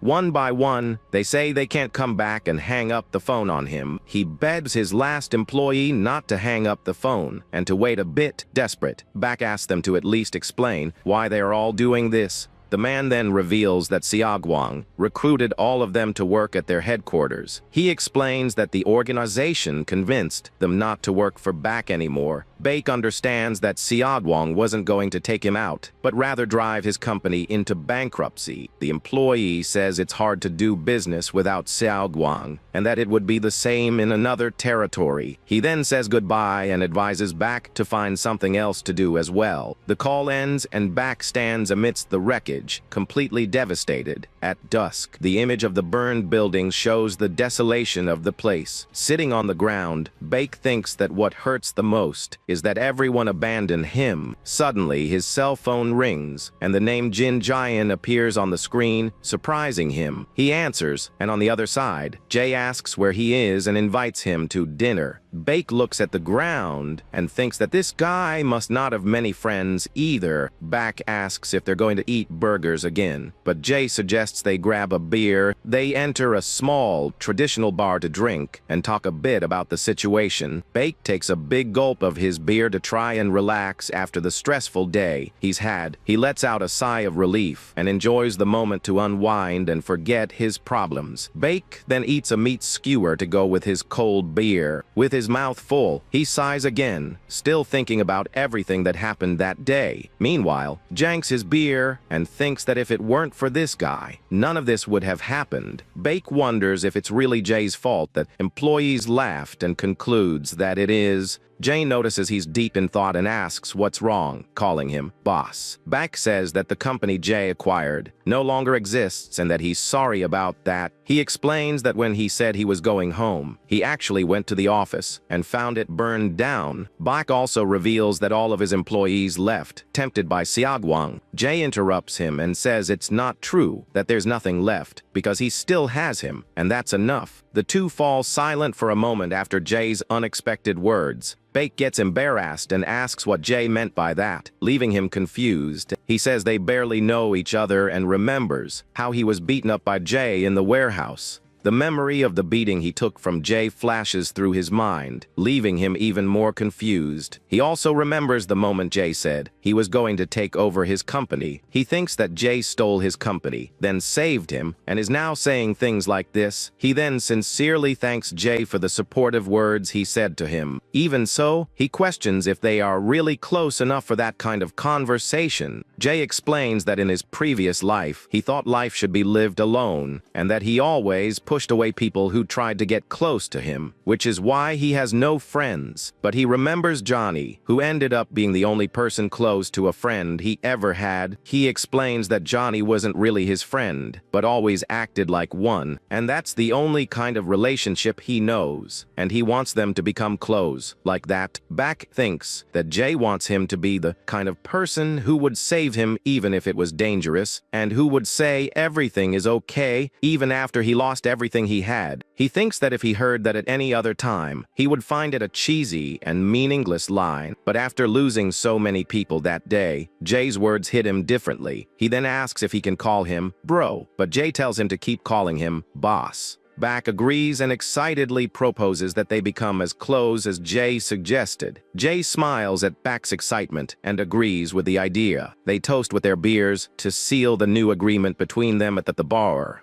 Bake then asks about the earlier phone conversation about a game. Jay explains that Somi's father will fund the company, but for that, they need to create a game. Bake is shocked and wonders where they're going to find someone to create a game out of nowhere. He then says that he actually thinks he can find someone and that he knows the perfect guy. The scene shifts to a large corporate building with the letters SG on the facade. Inside the building, a man in a suit walks hastily through the corridors. Manager Bang Man G walks purposefully towards his destination in the company. A smiling man greets him and asks what brings him there. The man is director Jo Young Jiu, the real power behind Xiaoguang. The memory of Choi questioning his old-fashioned mentality flashes through Bang's mind. Director Joe is the only one with the power to make decisions like that, and has the chairman's support. In the director's office, Bang places an envelope on the table with determination. Joe is surprised to see the resignation letter, and Bang says it's what he wanted after all. The director smiles and says there's a misunderstanding, and that he never wanted Bang to leave. He praises Bang for his role in founding Xiaoguang and remembers his old nickname. Bang replies that since the building is already constructed, there's no longer a need for a bulldozer. With a serious look, Bang adds that the only time they would won is for demolition. Director Joe asks why he's leaving and if he's going over to the rival group's side. Bang remembers how many men from the rival group he defeated and that they would never accept him. He says Joe knows that and that he was the one who clipped his wings, so he doesn't need to worry. Bang then accuses him of getting rid of his old boss, Director Jang, to take his place. Director Joe denies the accusation and says Jang's passing was an accident and that he left on his own. Bong calls him shameless and asks if he practices that innocent face in the mirror. Tired of the word games, Bang turns to leave, but the director calls him back. Angrily, he punches the table, breaking the wood with the force of the impact. Director to Joe sighs and thinks he didn't expect Bang to actually leave if he pushed him. Looking at the resignation letter, he wonders what Bang is planning to do. Outside the company building, Bang walks around the area with his hands in his pockets. In the hallway, he runs into Choi, who is surprised that he's already out of the hospital. Choi smiles and says the company's decision was final, and that talking to the director wouldn't change anything. He taunts him, saying he doesn't know how things were in his gangster days. Furious, Bang lunges towards Choi, who continues to provoke him with a smile. Choi is startled by the speed and intensity of Bang as he approaches him with a swift movement. Bang prepares to attack Choi, who has no time to react. He lands a powerful kick to Choi's chin, sending him flying backward from the impact. The man hits the floor hard and is completely stunned by the blow he took. Lying on the ground, Choi yells at Bang and asks what he thinks he's doing. Bang slowly approaches Choi, who tries to get up with difficulty. With a hard slap, Bang throws Choi against the wall, who screams in pain from the attack. He approaches the fallen Choi and glares at him with eyes glowing with pure rage. Choi threatens him, saying he's going to report him to management for his violent behavior. Bang gets closer and says he can imagine meeting a guy who acts like a gangster outside the company. With a cold look, he declares to Choi that he has resigned from the company. Bang says that if he's part of the company's power faction, that has nothing to do with him anymore. He threatens him to never talk to him that way again. Bang then turns and walks away, telling him to never show his face in front of him again. And if he does, he coldly warns him that he'll just take him out without hesitation. The scene changes to a bustling city street in front of a commercial building. Johnny asks Beck how he knows someone who can make games for them. Beck explains he was just someone who owed him money from loan sharking and nothing more. He says they used to work at a big game company, but left to start their own studio. They were betrayed by an employee and went bankrupt, even after borrowing money from loan sharks. Johnny is interested in the story and asks Beck to sell the person's debt to her. Beck is surprised by her calmness, but agrees and says he'll trust the boss and follow her. Jay asks how Bay convinced him so quickly, and he says it was with effort. Johnny then asks what Jay plans to do with the debt after buying it. A while later, they meet the developer, Lee Min Sang, who is shocked by the proposal. Min Sang asks if this is some kind of hidden camera prank. Bake says he understands the surprise, but assures him the offer is completely serious. Johnny explains that they will pay an average salary during the game's development, and most importantly, the principal debt will be cleared once the game is completed. She warns that if the game is made carelessly, that won't happen, and Min Sang gets offended. Min Sang firmly guarantees that he would never make a game carelessly, not even once. Jay watches him in silence and is satisfied with the developer's determination.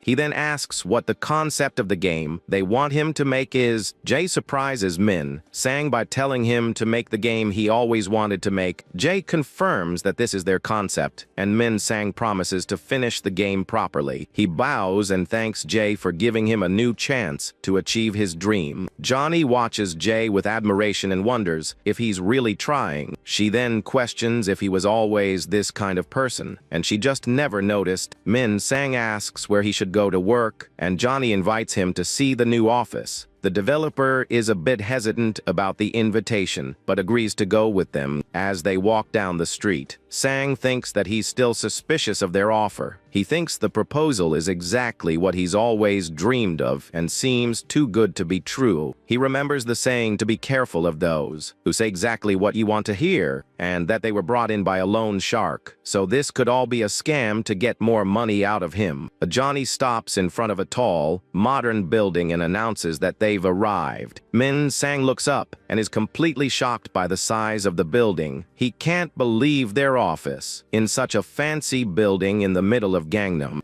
Johnny invites them inside, and Min Sang follows the group, still a bit suspicious. Upon entering, he finds a huge, luxurious, and fully furnished office. Johnny asks if the space is enough, and Min Sang says it's more than enough and very nice. Jay explains that they bought everything from the previous tenant, who moved to their own building. Baek stands up and says he's going to the restroom quickly to relieve himself. Min Sang follows him hastily, saying he needs to use the restroom too. The scene focuses on the men's restroom sign, showing where the two men are headed. Inside the restroom, Baek comments that he drank a lot of coffee, which is why he needs to go. He asks if Min Sang is really going to close his old business, and he confirms that he is. Min Sang then asks Baek if this whole thing isn't some kind of scam. He says that from his point of view, the situation seems unbelievable and very suspicious. Baek smiles and says he knows better than anyone that he has nothing, so what kind of scam could he pull? He teases him, saying that if he had anything to take, he would have done it a long time ago. Min Sang awkwardly agrees with Baek's logic about the situation. Baek admits the situation is unbelievable, but tells him to get used to it if he's going to work with them. Outside, Johnny asks Jay if he's really okay with all of this. Jay explains that Min Sang can't do everything alone, and that hiring more people will cost a lot. Johnny says that in exchange for putting on that show for her father, she got them billions. And besides the money, they also got this office for free. Jay comments that her new father must really like her a lot, and Johnny agrees that it seems so. He admits he could just live as a rich daughter, but he can't forget his revenge. Jay smiles and thanks Johnny for not running away and giving up on their plan. He then says that now that the office is ready, it's time to make an important call. In a meeting room, a man laughs upon learning that Choi got beat up by Bang Man. Choi asks director Joe if it's right to leave Bang alone after everything that happened. The director says Bang resigned and that he can't do anything unless Choi wants him to cut off his fingers. Choi gets angry and says Bang is the one acting like a gangster and that he might do something crazy. The director then gets tired of the conversation and asks what Choi wants him to do. Choi suggests it would be better to remove any future problems Bang might cause. Director Joe smiles and says it seems Choi has also become a thug like Bang. He explains that Bang isn't someone you can handle with average skills. Joe reminds him that they dropped the Platinum Finance case, so they wouldn't lose money, and that if they failed to capture Bang and only get hurt, their reputation would be tarnished. Choi reveals that Bang threatened to end him if he saw him again, and the director laughs at the situation.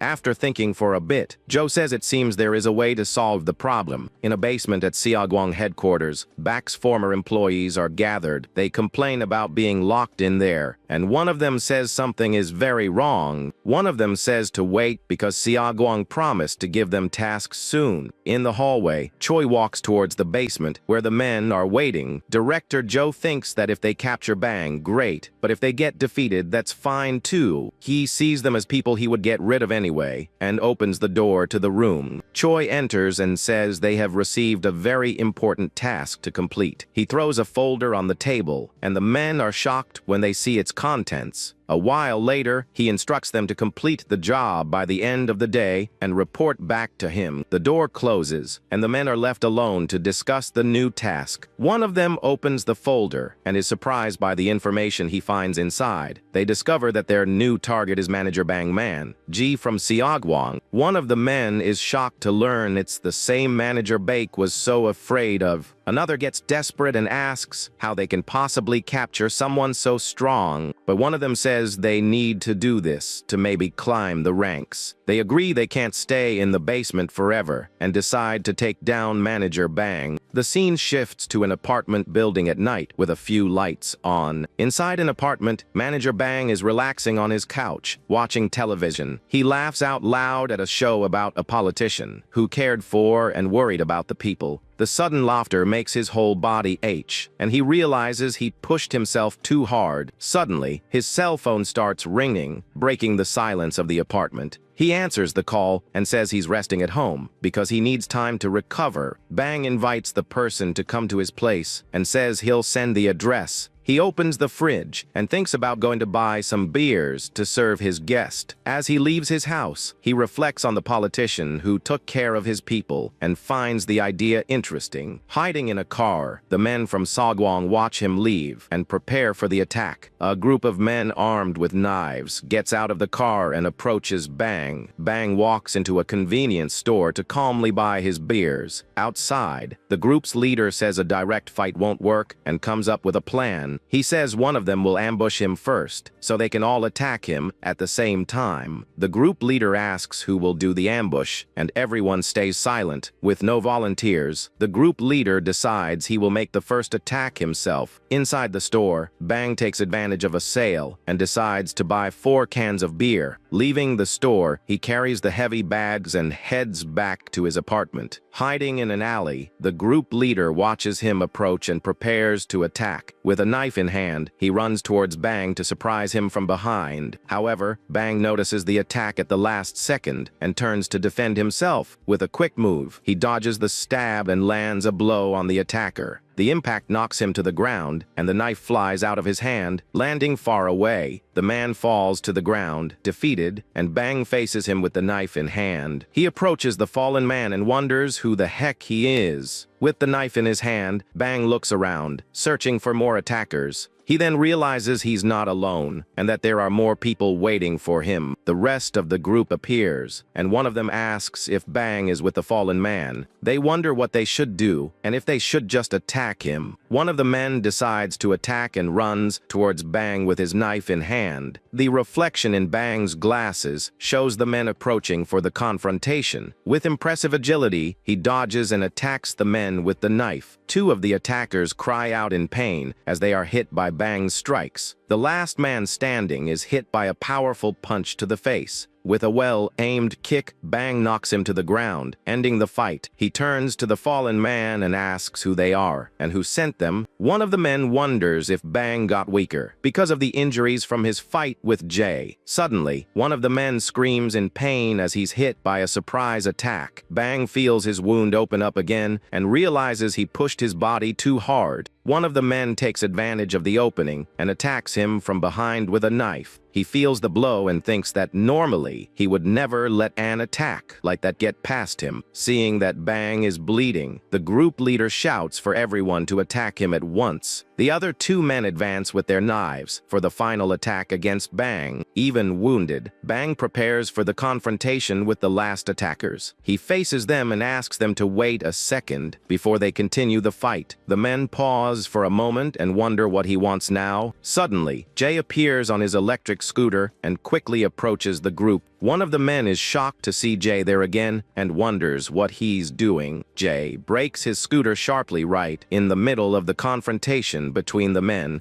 Bang asks how he knew where to find him, and Jay says he just followed the address he gave him. Bang agrees and says that if he continues down that street, he'll get to his house. Jay then recognizes the men as Bake's former employees and questions them. The group leader gets desperate seeing Jay and doesn't understand why the 2 are together.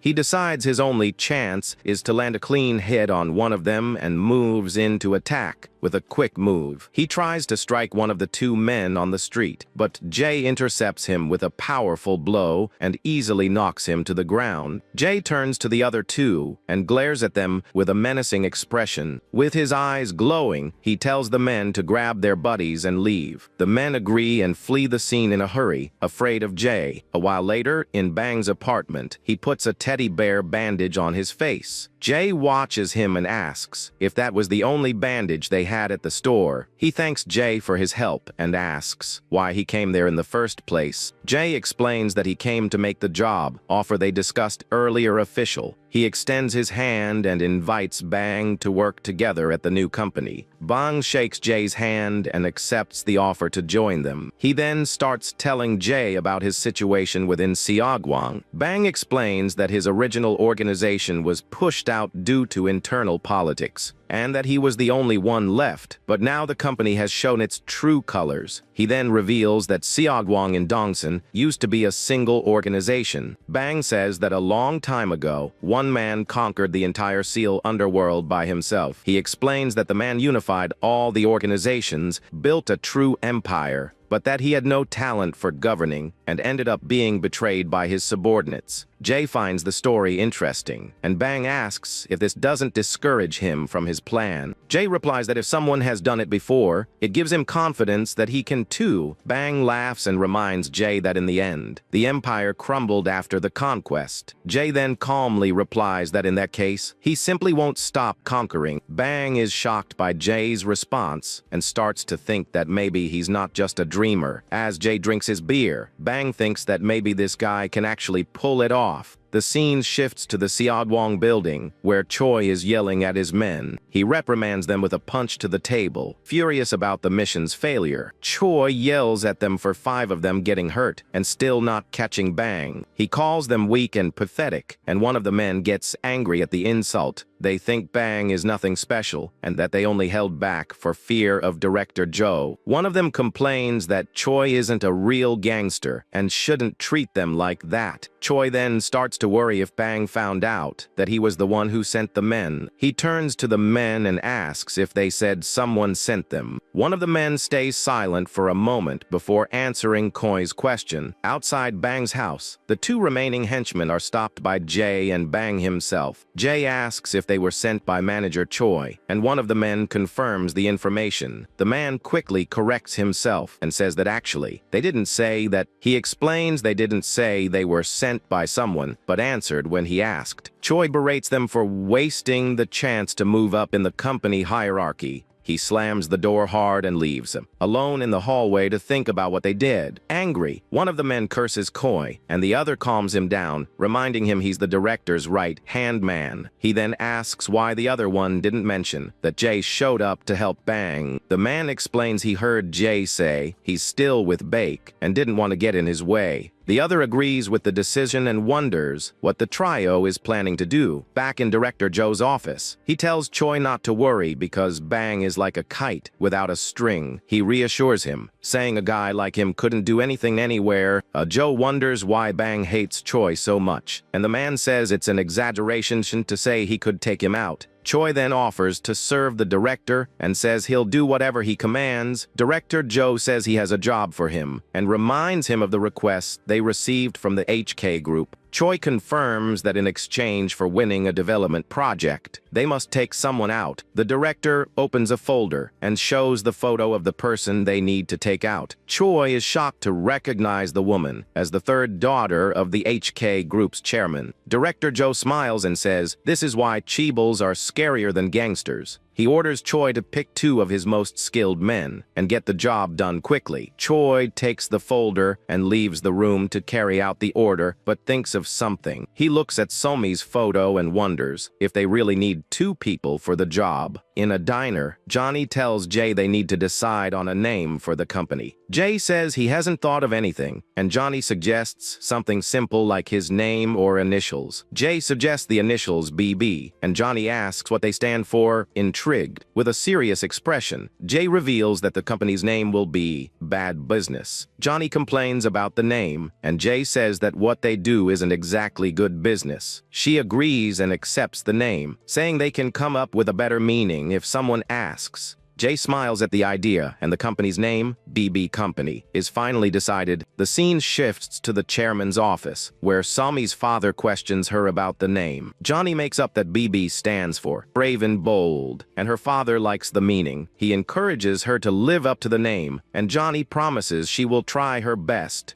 As she leaves the room, Johnny sighs and complains about how hard it is to make a living. Suddenly, cell phone starts ringing in the pocket of her plaid coat. She answers the call, and on the other end of the line, her driver is waiting. He apologizes and says he came down early to get the car ready for her. The driver then reveals that some washed the car's tires, and it will take a while to fix. Johnny gets suspicious and wonders if someone deliberately slashed the tires. She tells the driver to go home after the repairs and that she'll go on her own. As she leaves the building, she notices someone is following her and that she was right. She sees a man in a cap following her and confirms her suspicions about the sabotage. Johnny knows that damaging the target's car is a basic tactic for a hit, especially when the target has a driver who also acts as a bodyguard. By taking the car out of the picture, they separate the target from the driver, making everything easier. Johnny then grabs a cup of coffee and thinks the situation is perfect for her plans. She enters a coffee shop and asks them to fill her cup with very hot coffee. With the coffee in hand, she leaves the shop and walks down the street, waiting for the right moment. One of the men watches her from a distance and prepares for the surprise attack. The man runs towards her with a sharp object in his hand to attack her. But the man stops suddenly when he realizes Johnny was waiting for him. She turns and offers him the cup she's holding, telling him to have some coffee. Without hesitation, Johnny throws the boiling coffee directly in the attacker's face. The man screams in pain as the hot liquid burns his skin and blinds him. Suddenly, a powerful aura explodes from Johnny. To the man's surprise, with her eyes glowing, she activates her special ability called Bloodbath. The second attacker watching from afar is shocked by the scene and wonders what that is. He then grabs a bag and takes out his own weapon to attack Johnny. Johnny glares at him and tells him to look at the situation and think carefully about what he's about to do. Ignoring the warning, the man rushes towards her with his knife in hand. Johnny just smiles and calls his attitude a brainless move. The scene changes to the office of Executive Director Han Ju-seok, Sami's brother. An assistant enters the room and informs him that Seogwon called and said they would act today. Jo-seok seems pleased with the news and says that's fine with him. He smiles and thinks that he'll finally stop seeing that girl in his house.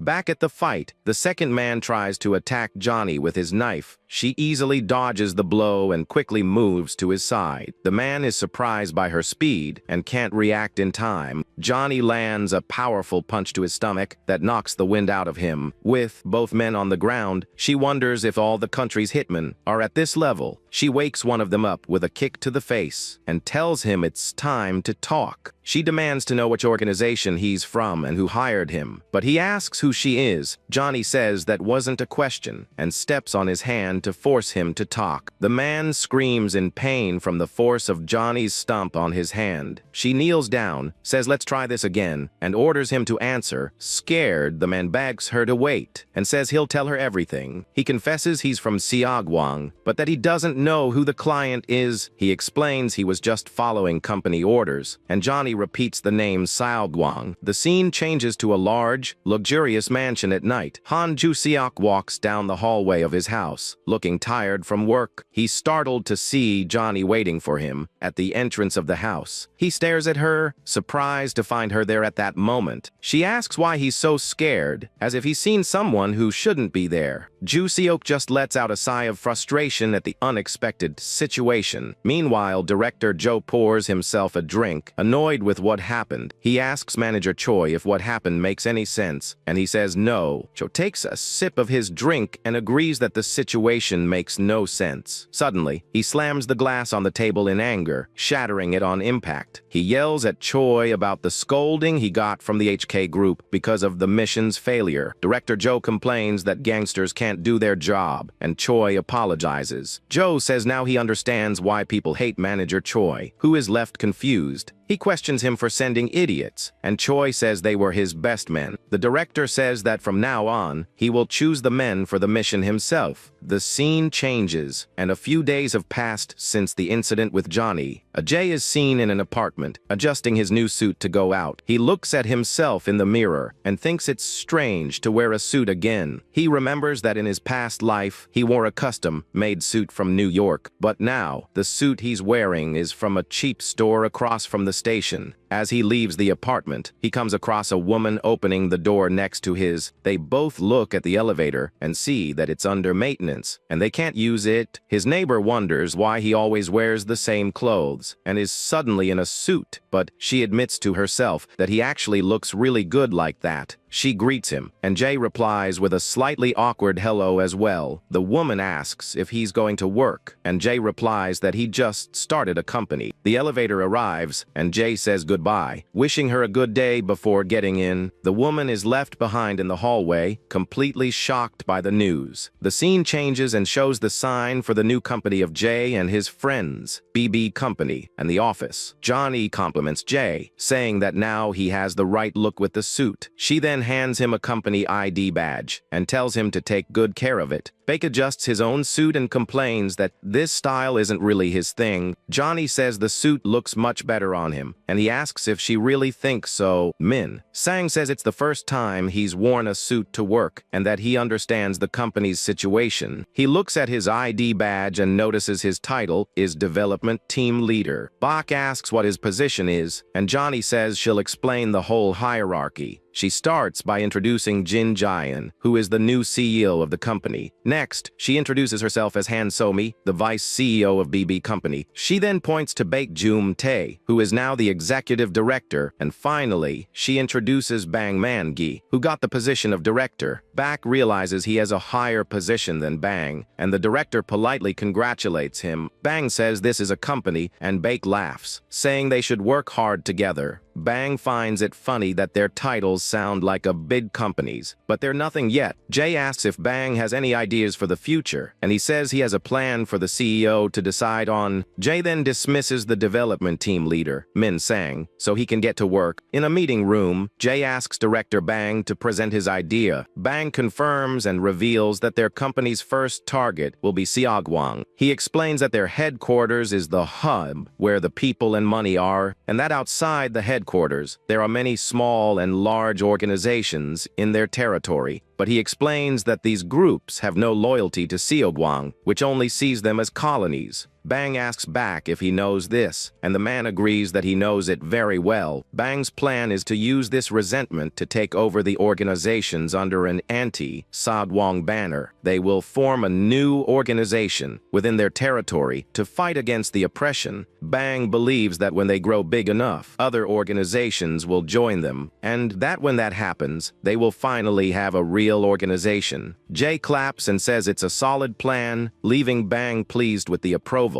Johnny asks where they should start, and Bang says he used to handle the external organizations. He says he knows the list by heart and will pick a suitable target, and Johnny likes the idea. Baek thinks they've just started, and director Bang is already taking the lead. He worries that even with a higher title now, the situation could turn around quickly. Meanwhile, Min Sang is at his desk and decides to organize his plans for the game. He seriously wonders what kind of people work at this company. He thinks they aren't people from game companies, and that one of them was a loan shark. Min Sang thinks this isn't a real game company and wonders why they want him there. Suddenly, Johnny appears behind him and asks how things are going, startling him. She tells him not to hesitate to ask for anything, and he says he needs to hire people. He explains that at the moment, he's the only one on the development team. Johnny says they can only hire a few, since their main business isn't games. Min Sang thinks that having his debt forgiven is already too good, and that he shouldn't ask for more, but Johnny says they will offer incentives, double the usual amount, to attract good people. Min Sang asks why they are doing this as if it's not their main business. Johnny thinks that his work will hide what they're really doing. She explains that the company's main business is mergers and acquisitions to grow and profit, but she says that she and the CEO wanted to use the money to do something creative and meaningful. Min Sang gets super motivated and promises to create something that won't disappoint them. Elsewhere, Baek asks Bang when he came up with that plan for the company. Bang explains that he simulated various scenarios as a precaution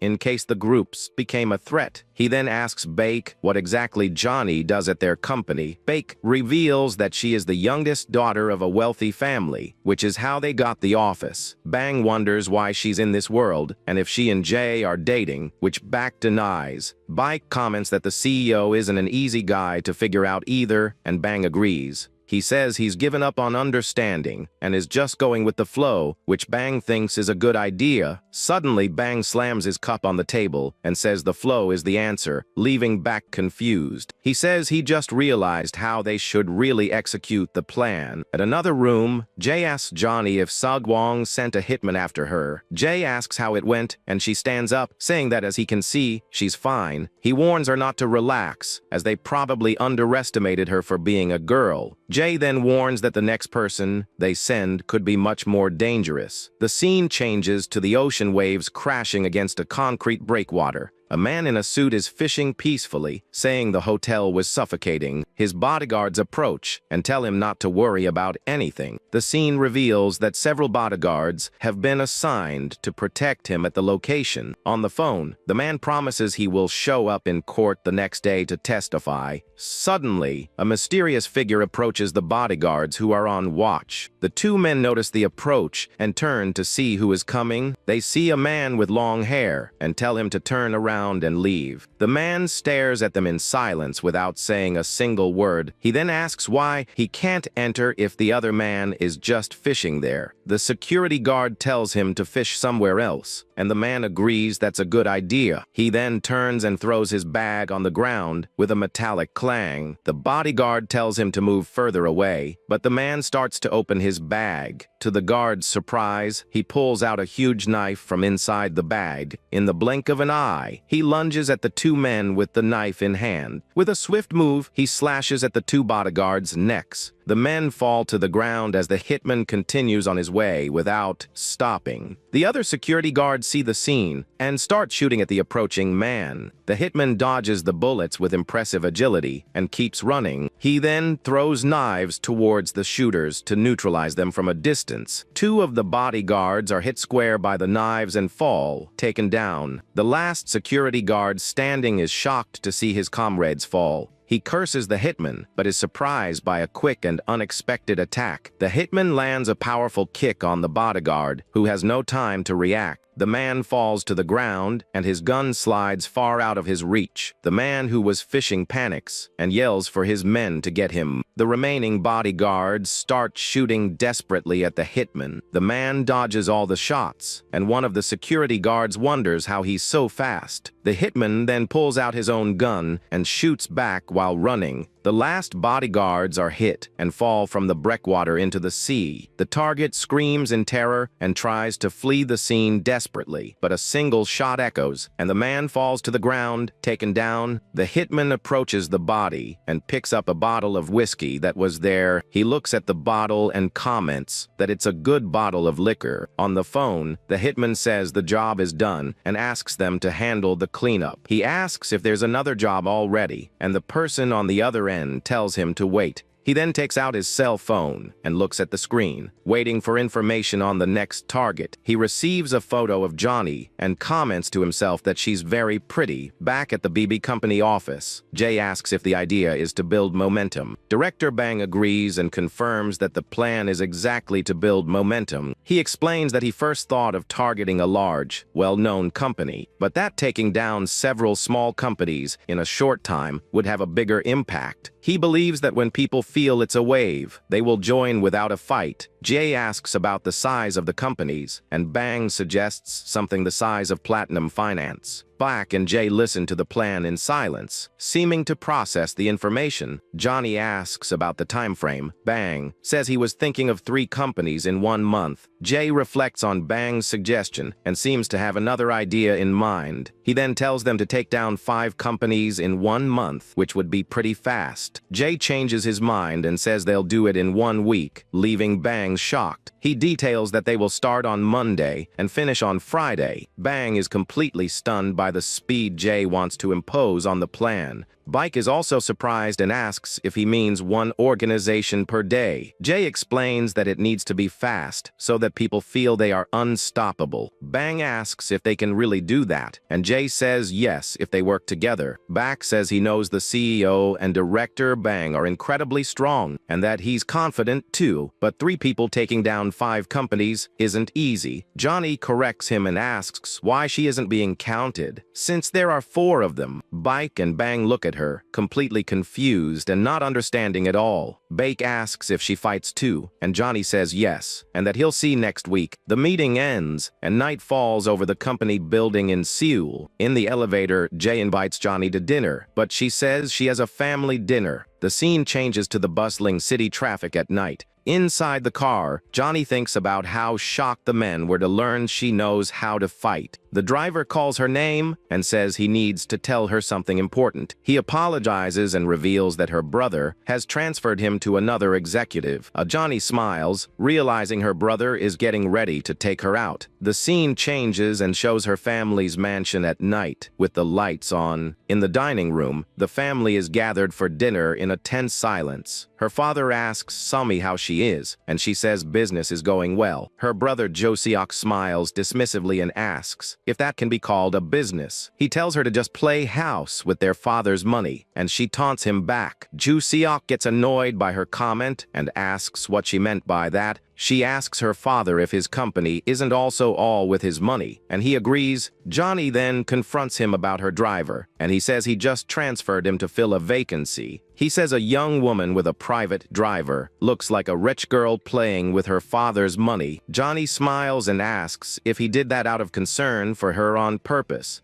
Jo-seok just tells her to have fun and dismisses her with a wave of his hand. Johnny thinks he can have his fun because he'll be gone by the end of the week. The scene changes, and Jay is seen walking down a street at night with a bag. He stops when he notices something strange happening in front of him on the street. He sees his neighbor being harassed by a man who walked her to her door. The man touches her and insists on having some tea, and she asks him to stop. Jay approaches and asks her if something is wrong and if she's okay. The woman thinks that if she openly asks for help, she doesn't know what the manager will do to her. The manager asks who Jay is and what his relationship with Jisoo is, and he notes her name. Jay replies that he's just a neighbor, and the man tells him to mind his own business and leave. Jay agrees and seems like he's just going to leave the situation behind. But as he walks away, Jisoo asks him to wait, and the man calls him an idiot. Jay stops and turns around with a serious look, asking what he said. He walks back towards the manager, who is surprised by his attitude. Jay asks if he called him an idiot, and if this is any of his business, and the man nervously agrees. With a cold look, Jay tells him to leave if he doesn't want more trouble, and the manager runs off. Jisoo thanks him, but Jay says it only became his business, which is why he stepped in. She asks for his name, and he introduces himself as Jin Jaehyun, while she says she's Bae Jisoo. They then enter the building and take the elevator up to their apartments. Inside the elevator, Jisoo mentions she saw his friend with some snacks the other day. Jay realizes she's talking about Johnny and explains she's just a friend he works with. Jisoo seems a little surprised but relieved by Jay's answer about Johnny. They arrive at their floors and Jay says goodbye, telling her to get some rest. A while later, Jay gets out of the shower feeling refreshed and ready to relax. He sits down to eat a snack and comments that the tuna mayo sandwich is really good. After eating, he lies down on the bed to relax and scroll through his phone. Suddenly, he hears a knock on the door and wonders who it could be. He asks who it is, and a voice on the other side identifies herself as his neighbor. Jay opens the door and finds Jisoo standing there with a friendly look. She holds up a bag and invites him to have a drink with her. Jay is completely surprised by his neighbor's unexpected invitation. Jisoo smiles at him, eagerly waiting for his response to the invitation. He hesitates for a moment and wonders if he should say no to her, but he decides he won't turn down her invitation and accepts the proposal. She then asks if they can drink at his place, because her apartment is a mess. Jisoo asks him to come to her apartment in 5 minutes, and he agrees to the idea. She runs back to her apartment to get ready for Jay's visit. She can't believe he said yes so quickly, and that he's coming to her apartment. In a panic, she starts to hastily clean up the mess in her apartment. A little later, Jay goes to her apartment and thinks his hidden instincts are telling him it's dangerous. He thinks that in his past life, he would have followed his instincts without question, but in this life he wants to try not to, and she opens the door and invites him inside the apartment. She says it's not payday, so she only has snacks. She thanks him again for his help and says she really wanted to return the favor. Jisoo comments that he seems very different, and he asks if she really thinks so. She explains explains that they've bumped into each other before but never talked, and she feels a change in him. Jay just says that a lot has happened to him recently. He remembers how his original self passed away in his past life, and that now he's living in the body of the late Jin Jaein. The image of his past life flashes through his mind like a memory. He thinks that after all that, he never had a moment to stop and look back, because he was running non-stop to build his new company and his future. Back in the present, Jisoo says she doesn't know what he's been through, but she suggests he forget everything for a while and have fun with her. Jay stares at her for a moment, thoughtful after her supportive words. He agrees and says maybe he'll do that, and they toast with their drinks. The scene shows several empty drink cans, indicating they drank quite a bit. Jisoo then asks about the pretty woman from before, and if she's really just a friend. Jay denies that Sami is his girlfriend and jokes that on the inside, she's like a guy. Jisoo is doubtful and says friends always say that, but he insists it's true. She asks what's true, and gets closer to him to hear the answer. Suddenly, Jisoo lays her head on Jay's shoulder, leaving him completely surprised. He realizes she just fell asleep there and wonders how she did that. Jay then sits in silence, watching his neighbor sleep peacefully on his shoulder. The scene changes, and morning arrives with the sound of birds outside the window. The alarm goes off, and Jisoo wakes up startled in her own room, confused. She sits up in bed and wonders what on earth happened last night. Jisoo realizes he put her to bed, covered her up, and simply left. In the bathroom, she takes a shower and lets out a sigh, thinking about what happened. She then admits to herself that now she likes him even more, for real. As she leaves her apartment, Jisoo looks down the hallway, hoping to find Jay, but when she sees he's not there, she wonders if he's already gone to work. Jay walks alone down the street towards the company office. He thinks that last night he followed his instincts and had a beer with Jisoo, but in the end, he managed to control himself and acted rationally with her. The memory of him gently covering her with the blanket flashes through his mind. Now he feels pathetic for not sleeping well and going to work so early. Suddenly, Jay stops and looks at his cell phone with a curious expression. The scene shifts to the subway, where Johnny is sitting peacefully in one of the seats. In the same car, the long-haired hitman watches her from a distance. He discreetly stares at her while holding on, so he doesn't fall with the train's movement. He thinks he heard she dismissed her driver, but didn't think she would use the subway.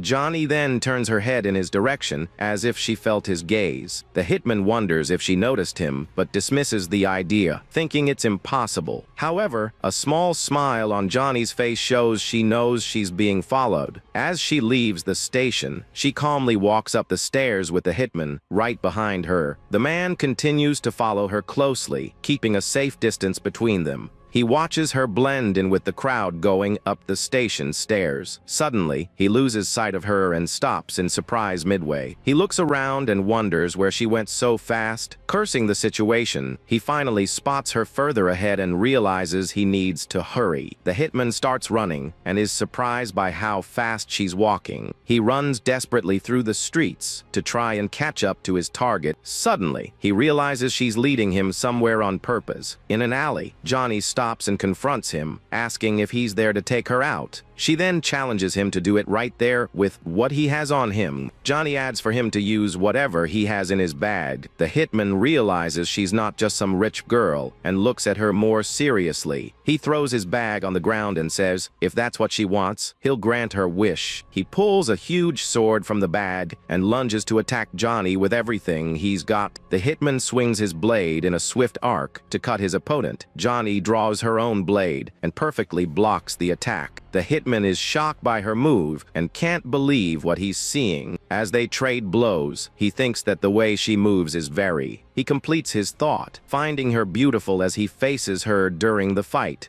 Johnny attacks the hitman with her blade, starting an intense fight. The hitman is impressed by her skill and finds her beautiful. Johnny keeps her concentration fully focused on his movements. The enemy is enjoying the situation and continues to attack with a smile. The two trade fierce blows, their blades clashing with force. The impact of the fight causes one of the weapons to hit the ground. The hitman tries to focus. Remembering his mission is to eliminate her, he lunges again, leaping toward Johnny to take her out. She notices that his speed has increased significantly during the fight. Johnny notes that his attacks seem wild, but are actually calculated. She realizes his precision is on a whole different level. A strike surprisingly passes extremely close to Johnny's face. She ends up getting grazed and groans in pain from the swift attack. Johnny worries, knowing the situation will get worse if this continues. In the middle of dodging, she notices something on the ground near them. She spots one of the blades that had fallen during the intense clash. The two continue to exchange rapid attacks with no time to rest. Johnny seizes the chance and manages to retrieve the fallen blade from the ground. The hitman is surprised to see his opponent's quick reaction. She tells him she's borrowing the weapon. Since he wasn't using it, the man just grits his teeth, annoyed by Johnny's audacity. With two weapons in hand, Johnny charges forward, determined for a direct fight. The blades clash violently again, producing sparks. Johnny mentally complains that in her old body, she could have won with one hand. The fight continues with swift movements from both sides in the alley. The hitman also feels the difficulty of fighting in his current body. Suddenly, Jay appears just in time and blocks the enemy's attack. Jay jumps into the middle of the fight, striking the hitman with a powerful blow. Jay's kick lands squarely on his opponent, sending him flying into a wall. The hitman staggers to his feet and asks who this man is. Without giving him time for an answer, Jay lands another fierce blow on him. Jay delivers a quick sequence of punches that stuns his opponent. He finishes with a strong kick, sending the hitman flying to the ground. Johnny reveals that she sent him her location, just in case. Jay says he came early because of the suspicious message he received. The hitman gets up, annoyed that he couldn't react to the blows. He analyzes the situation. Realizing the strength of his new adversary, he notices the two are talking calmly, not paying him any mind. The man decides to attack them to see if their calm is real or just carelessness. Jay senses the movement, and his eyes gleam with pure determination. With extreme ease, Jay blocks the hitman's attack with his knife. Jay dodges the counter attack and quickly moves behind him. He lands a precise strike that cuts the hitman, giving him no chance. The man falls again, letting out a groan of pain as he's defeated. He smirks and asks if Siadwang also sent Jay here. The hitman realizes their attitude was genuine composure all along. He admits that Siadwang only sent him to take out a rich girl, but now he understands that this rich girl really knows how to fight, and that she has someone extremely strong watching her back at all times. He then asks out of curiosity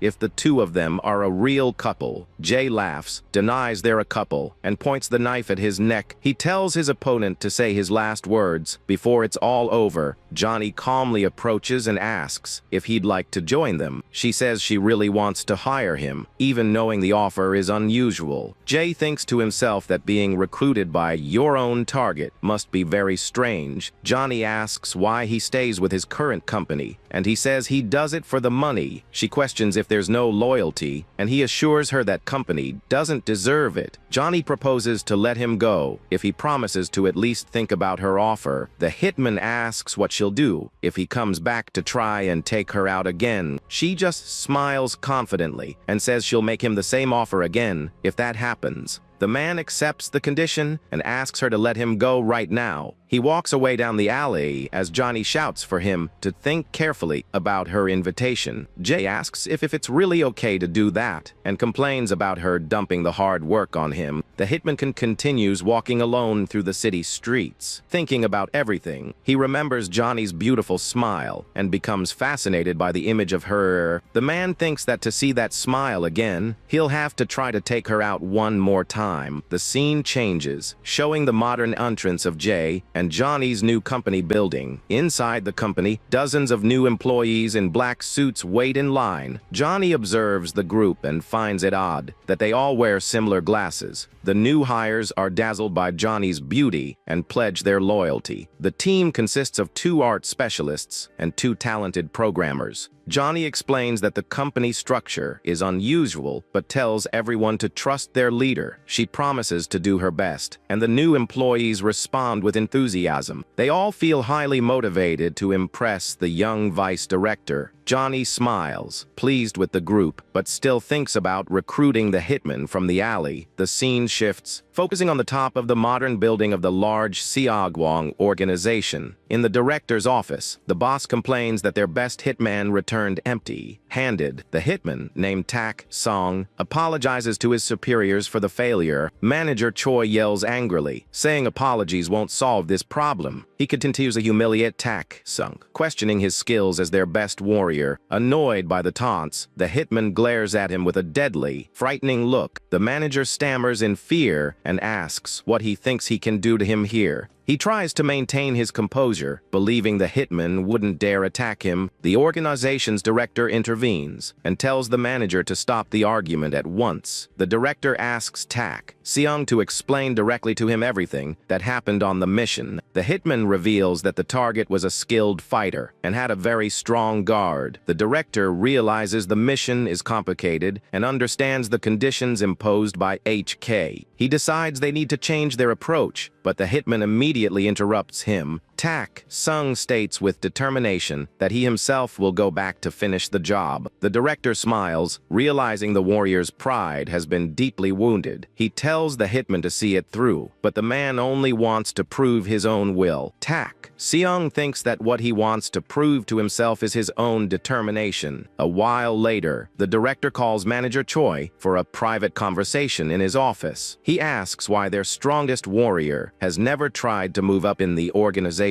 The director explains that he has no attachment to the company, and men with nothing to lose are dangerous. He says the hitman could take him out right there and walk away if he wanted, leaving the manager shocked. The boss warns him not to provoke Tak Seong, reminding him of what happened to the previous manager. The manager worries about how to report another failure to the spoiled client from HK. The director laughs at the situation and thinks about acting like a man with nothing to lose himself. At HK, the wealthy client slams his hand on the table, furious to hear about another failure in the plan. Director Joe stares at manager Choi, who is surprised by his boss's serious look. Suddenly, the director slaps manager Choi violently across the face, taking him by surprise. He grabs the manager by the collar, who tries to threaten him, saying he'll lose the client. The director lands another strong blow, asking who he thinks he is to act like that. Hurt, the manager begs him to stop, and the director questions if he should abandon the mission. He says that although they'd lose a lot of money, something else would disappear if he did. With a grim smile, the director reveals that the reason for keeping the manager around would end right there. The director says making him disappear in the basement would be easy, and the manager remembers his boss from HK. Director laughs and challenges him to call Han Ju-seok, assuring him he doesn't care about his life. He explains that Ju-seok would prefer the manager to disappear quietly, and the man realizes it's true. The director lets him go and tells the manager to think carefully about what he does from now on. The manager fears for his own life, knowing it will be the end for him if the HK mission goes wrong. He desperate, bows deeply and begs the director to continue with the service. The director accepts with a cruel smile, while the manager thinks he did his best. The narrator says that now everything depends on Tak Song to finish the job correctly. The scene focuses on the hitman's shoes, which suddenly stop in the middle of the sidewalk. Tak Sung looks up, seeming to have found his target in the middle of the night. He spots a brightly lit diner where people are gathering to eat. Johnny invites Jay to dinner, claiming he only wants to stay close to her out of concern. Jay denies being concerned and just asks her to hurry up and choose what they're going to eat. The two enter the diner, which is open all through the night. While eating, Johnny asks Jay what he thinks the hitman will do next. Jay is confused, and she clarifies that she's referring to the man who tried to take her out earlier. Jay theorizes that he'll lay low for a while before attempting a surprise attack. He considers that the enemy could use a car bomb or even a sniper. Johnny agrees, but recalls that getting that kind of weapon in the country is extremely difficult. Jay suddenly stops talking when he notices something very strange happening. Johnny asks what's wrong, and he discreetly points with his finger toward the entrance.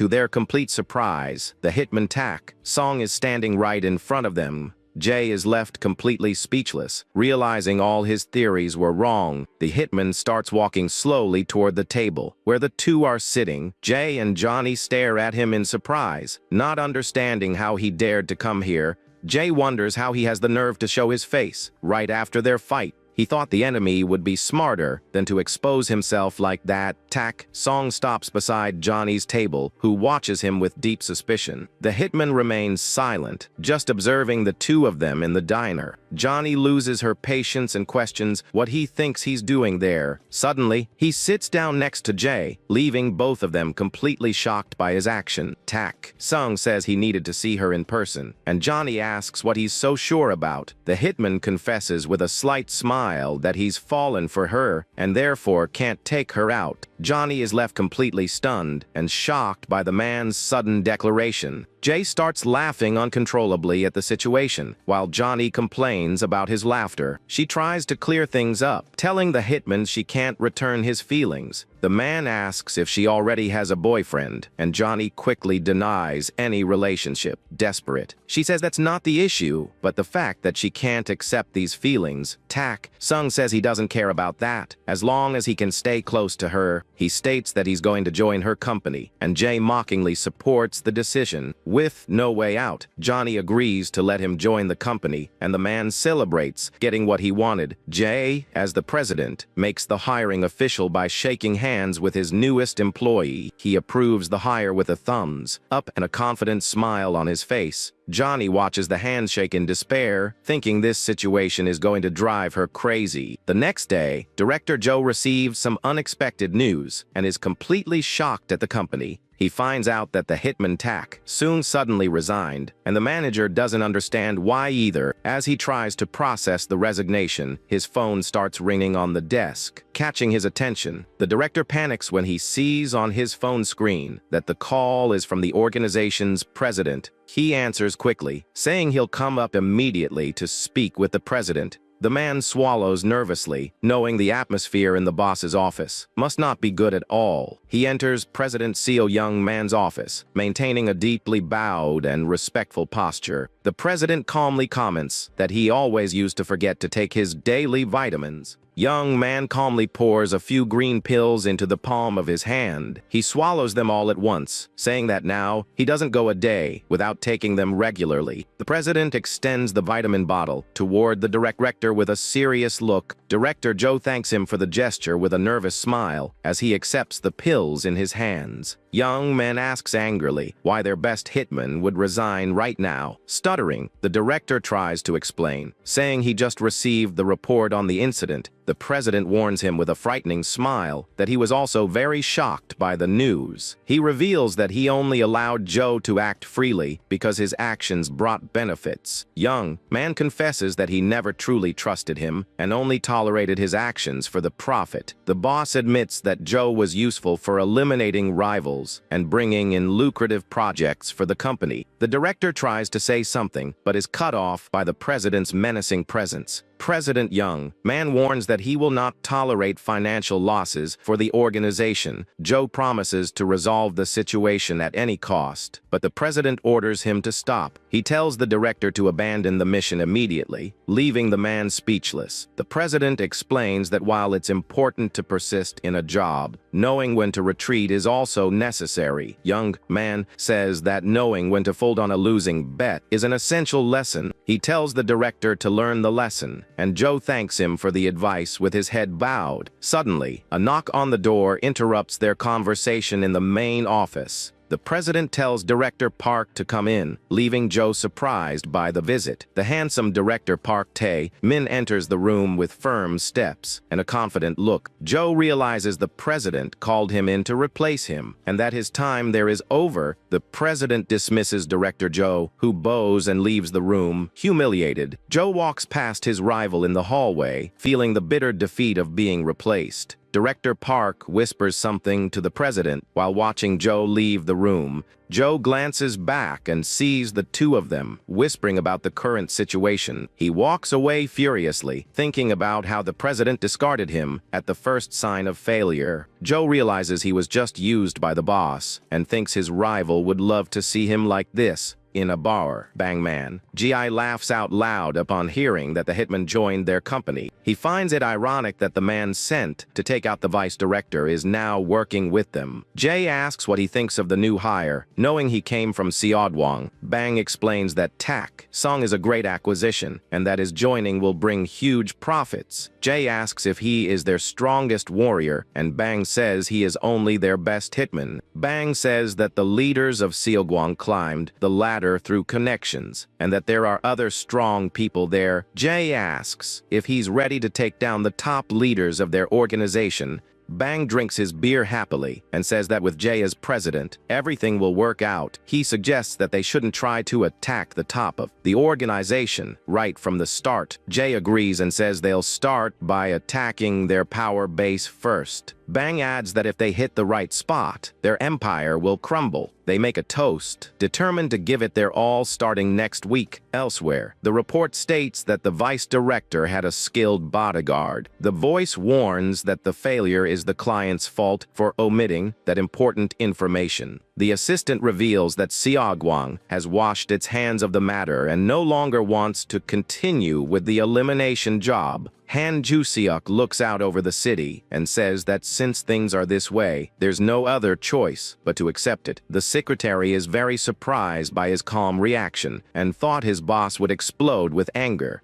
Juseok tells the assistant to go home and rest, as it's the weekend and he needs a break. The man bows respectfully and says goodbye, leaving his boss alone to gaze at the beautiful city view. Later, the assistant takes the noisy subway back home. After a tiring day at work, he still finds Juseok's reaction very strange and wonders if his boss has simply given up. The train arrives at its destination, and the man walks toward his apartment building in the middle of the night. He reflects on the Seodwang director's actions and wonders if he had planned to give up from the beginning. The assistant types the code into the electronic lock to enter his quiet apartment. He opens the door and steps into the dark place, not realizing someone is hidden in the shadows of the wall. The man takes out his phone, starts choosing dinner on a food delivery app. He laments being home alone while the mysterious intruder silently approaches from behind him. The mysterious intruder prepares a sturdy rope with hands covered in black gloves. Suddenly, the rope is thrown around the assistant's neck, catching him completely by surprise. He tries to scream for help, but the intruder pulls the rope with extreme force. Choking him instantly, the two fall heavily to the floor, making a loud noise in the dark and silent apartment. The assistant struggles on the floor, desperately fighting to breathe somehow. He kicks the air in a panic, but the grip on his neck gets tighter and more painful. Gradually, his strength drains away, and he stops moving completely on the cold floor. The attacker finally releases the rope from the victim's neck and lets out a sigh of relief in the dark. He begins to go through the belongings and documents of the fallen assistant to leave no clues. The man neatly coils the rope used in the crime before leaving the apartment. The door to apartment number 301 closes, sealing the assistant's tragic fate. The intruder leaves the building disguised with a hat and glasses to avoid being identified by cameras. He makes a quick call and reports that the job was completed successfully without leaving a trace. The man says that with this job, their old debt is finally settled for good. In Juseok's office, the security guard reports that the hitman completed the job and paid off the old debt. Jo Seok pours a drink and acknowledges the news, dismissing the guard to be alone again. He pours the whiskey into the glass, thinking the assistant failed badly and deserved what he got. Cho-seok wonders irritably why eliminating Sami is the only difficult task for him right now. He drinks and questions if she somehow found out about his plans and prepared for the confrontation. Jo-seok decides to pause the attempts for now to investigate his sister's situation. Monday arrives, and the scene shows the main entrance of the new BB company in Seoul. The team leader walks through the reception area and spots the new employee sitting and waiting patiently. He hands a cup of hot coffee to Tak Song and welcomes his new coworker. The leader sips his coffee while discreetly analyzing the former Seodwang hitman's posture. He continues drinking thoughtfully, considering how he should act with the group's new member from now on. He thinks the man was one of the rival's best hitmen and must be very arrogant. The leader decides to put Tak Sung in his place and informs him that he already knew about his hiring. The new hire timidly agrees, showing a much calmer demeanor than expected. Baekjum Tae approaches with a confident smile and introduces himself as the company's executive director. Tak Seong is impressed to learn his title and imagines he must be extremely powerful. He observes Baekjum Tae with admiration, believing he must be a formidable warrior as well. Later, Johnny starts the planning meeting and asks Director Bang to present the next step. Director Bang announces that today's plan is to acquire one of the rival Seogwang's smallest subsidiaries. He reveals that their group's first target is a small trading company called Sangmin. Inside the office, the company owner answers a phone call and agrees with what he hears. He hangs up the phone and tells his subordinate that they need to talk in person soon. Suddenly, a knock on the door catches the attention of both men, who look surprised toward the entrance. The company owner asks if the employee ordered food, but he quickly denies it. The employee reaches out to open the door, thinking it might be a surprise delivery. Suddenly, the door is kicked in with extreme violence, and the man is sent flying from the impact. The company owner screams in fear as he sees Director Bang and Jay calmly entering the room. He recognizes the director from Seogwang and questions the reason for the invasion. Since he paid this month's tribute, Bang reveals he's no longer part of Seogwang and informs the owner that he'll be leaving soon too.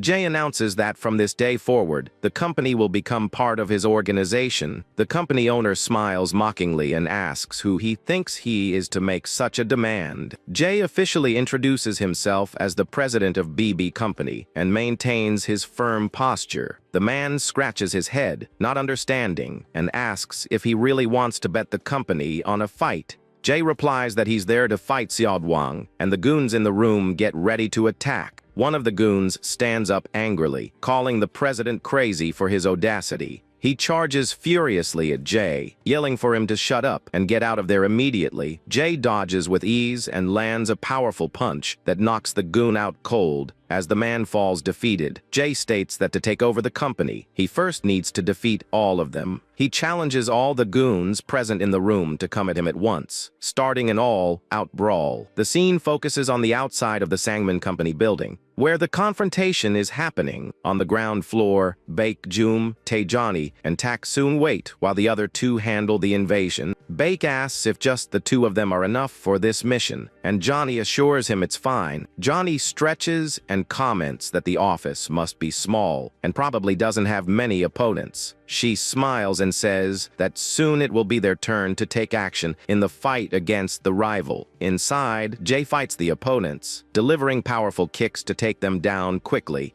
Director Bang also shows his incredible strength, knocking out the goons with brutal punches. Several enemies fall injured to the floor, unable to stop the devastating advance of the two invaders. One of the fallen goons desperately uses his phone to call for backup and report the invasion. He tells his allies to hurry because the situation inside the office is completely out of control. Reinforcements start running toward the location, shouting that some crazy people have invaded their office. Outside, Johnny smiles at the commotion and tells her companions that their time has come. Baekjum Tae cracks his knuckles with a smile on his face and says it's finally time to get to work. Tak Seong watches him curiously, wondering who this man who seems so confident could be. The hitman stares at him thoughtfully, trying to guess the true abilities of his new colleague. He wonders if Tae is just trying to test his skills in the upcoming fight. Tae gets nervous, remembering he bragged about being the third strongest in the group. With no other choice, he decides to charge at the enemies to keep his reputation intact. A goon tries to attack him with an iron pipe, but Tae prepares to dodge the blow. He dodges perfectly and lands a direct punch to the opponent's chin, knocking him to the ground. The other enemies are shocked to see their ally defeated so easily by him. Baek turns to his companions and asks if they aren't going to join the fight to help him out.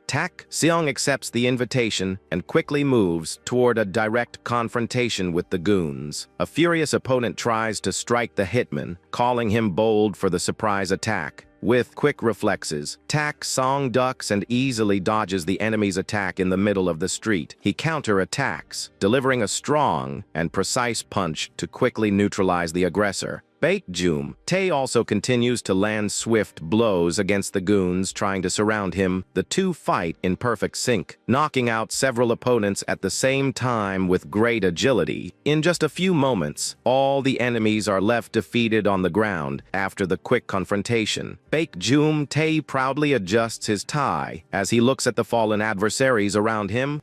Sung watches him in silence, acknowledging that he truly possesses very good skills. Johnny finishes off the last opponent with a high, powerful kick that sends him straight to the ground. She sarcastically compliments Tae for trying so hard in that quick fight. The director boasts that he just wanted to set an example for his subordinates. Like a good leader, Johnny realizes Director Black is showing off for the newcomer and decides to just play along. Baek tells the rookie to learn from his dedication, and Seong accepts the advice very politely. Johnny interrupts their conversation and decides to focus on what really matters right now. She comments that the situation upstairs with the company president should be resolved by now. In the main office, the goons are all defeated on the floor after the confrontation with Jae. The president of Sangmin clenches his fists in anger and decides to keep fighting with all his might. Jane notices the man is incredibly fast and dodges his attacks with agility. The opponent throws a sequence of punches, trying to hit Jae at all costs in the middle of the room. Jae is thrown back and realizes he's much stronger than the subordinates he defeated earlier. Watching the fight, Director Bang thinks that even in a small company, the leader still has value. Bang thinks about intervening but decides to let the two presidents settle the dispute in a fair duel. He believes the opponent will accept defeat better if he's beaten by the group's own leader. Jae takes advantage of an opening and delivers a devastating sequence of punches against his opponent. He lands a direct punch to the Sangmin president's face, who feels the impact of the brutal blow. Jae ends the fight with a spectacular high kick that sends his defeated opponent crashing against the table. Director Bang watches the end of the fight and concludes that the man will now accept defeat without complaint. A short time later, the place is cleared so the leaders can discuss the business deal. The owner of Sangmin asks in surprise why Director Bang is also participating in this private meeting. Jae explains that Bang is no longer a mere employee, but the new director of his newly formed company. The man ironically questions if leaving a giant like Seogwang is really a promotion. Jae responds with complete confidence that his company, BB Company, will swallow Seogwang whole in the future. The owner of Sangmin is intrigued by Jae's audacious plan and asks what he's really planning. Jae reminds him that Seogwang just exploits its small subsidiaries without showing any respect. He reveals his plan to unite all the exploited subsidiaries to create a force of opposition against the rival. The man asks if they are acting like rebels against an enemy army, but Jae smiles at the comparison. Jae corrects the definition, saying the term "crevolutionaries" fits his plans much better, impressed by the young president's courage. The owner of Sangmin lets out a laugh of admiration. He praises Jae's courage and determination, stating that he is a truly different kind of leader. The man admits admits he understands why Director Bang left, a giant company, to follow the young president. Jay calmly adjusts his suit and decides to end the conversation to formalize the new business deal. He extends his hand and invites his former adversary to work together from now on. The two seal the deal with a firm handshake, uniting the companies under the BB Company banner. The narrator announces that on Monday, the acquisition of the Sangman Company was completed with absolute success.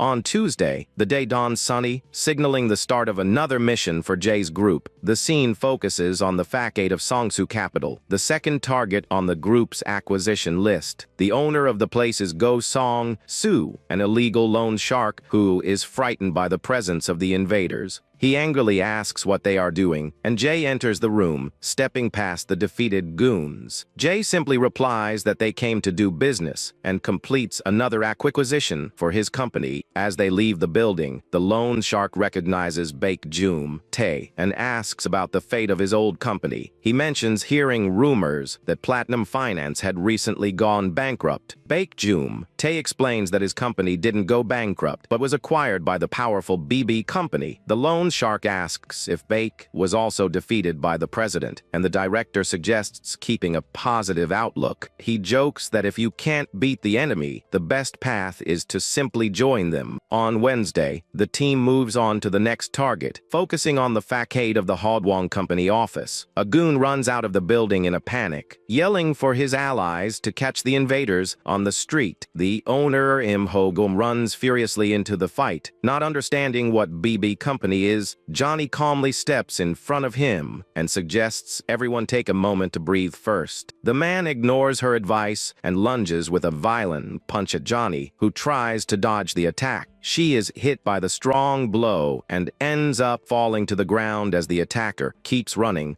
Johnny quickly gets up, angry, and complains that the man acts like a wild, furious boar. Johnny runs after the attacker, annoyed, promising that she will take care of catching that wild boar herself. Tired, the man stops in the middle of the alley, out of breath, thinking he's going to die of exhaustion from running so much. He celebrates being fast, but is suddenly surprised by Jay, who appears, leaping from the rooftops. Jay prepares to deliver a devastating aerial attack with his feet, aiming directly at the aggressor. He hits the man with a powerful downward kick, leaving the enemy clueless as to what just happened. The impact of the blow echoes through the silent alley, definitively knocking the aggressor to the ground. The aggressor is left completely bloodied and defeated after being unable to withstand Jay's attack. Jay tells the man that from now on, he should cooperate amicably with BB Company. The man accepts the situation and comments that he's already heard very strange rumors about their company around town. Johnny smirks and says that rumors of their strength are spreading very quickly. Director Bang agrees, saying their bad reputation is growing at an accelerated pace in the market. Jay is pleased and says they should use this momentum to continue growing without stopping. On Thursday, the team arrives to take over another company, and the owner questions them arrogantly.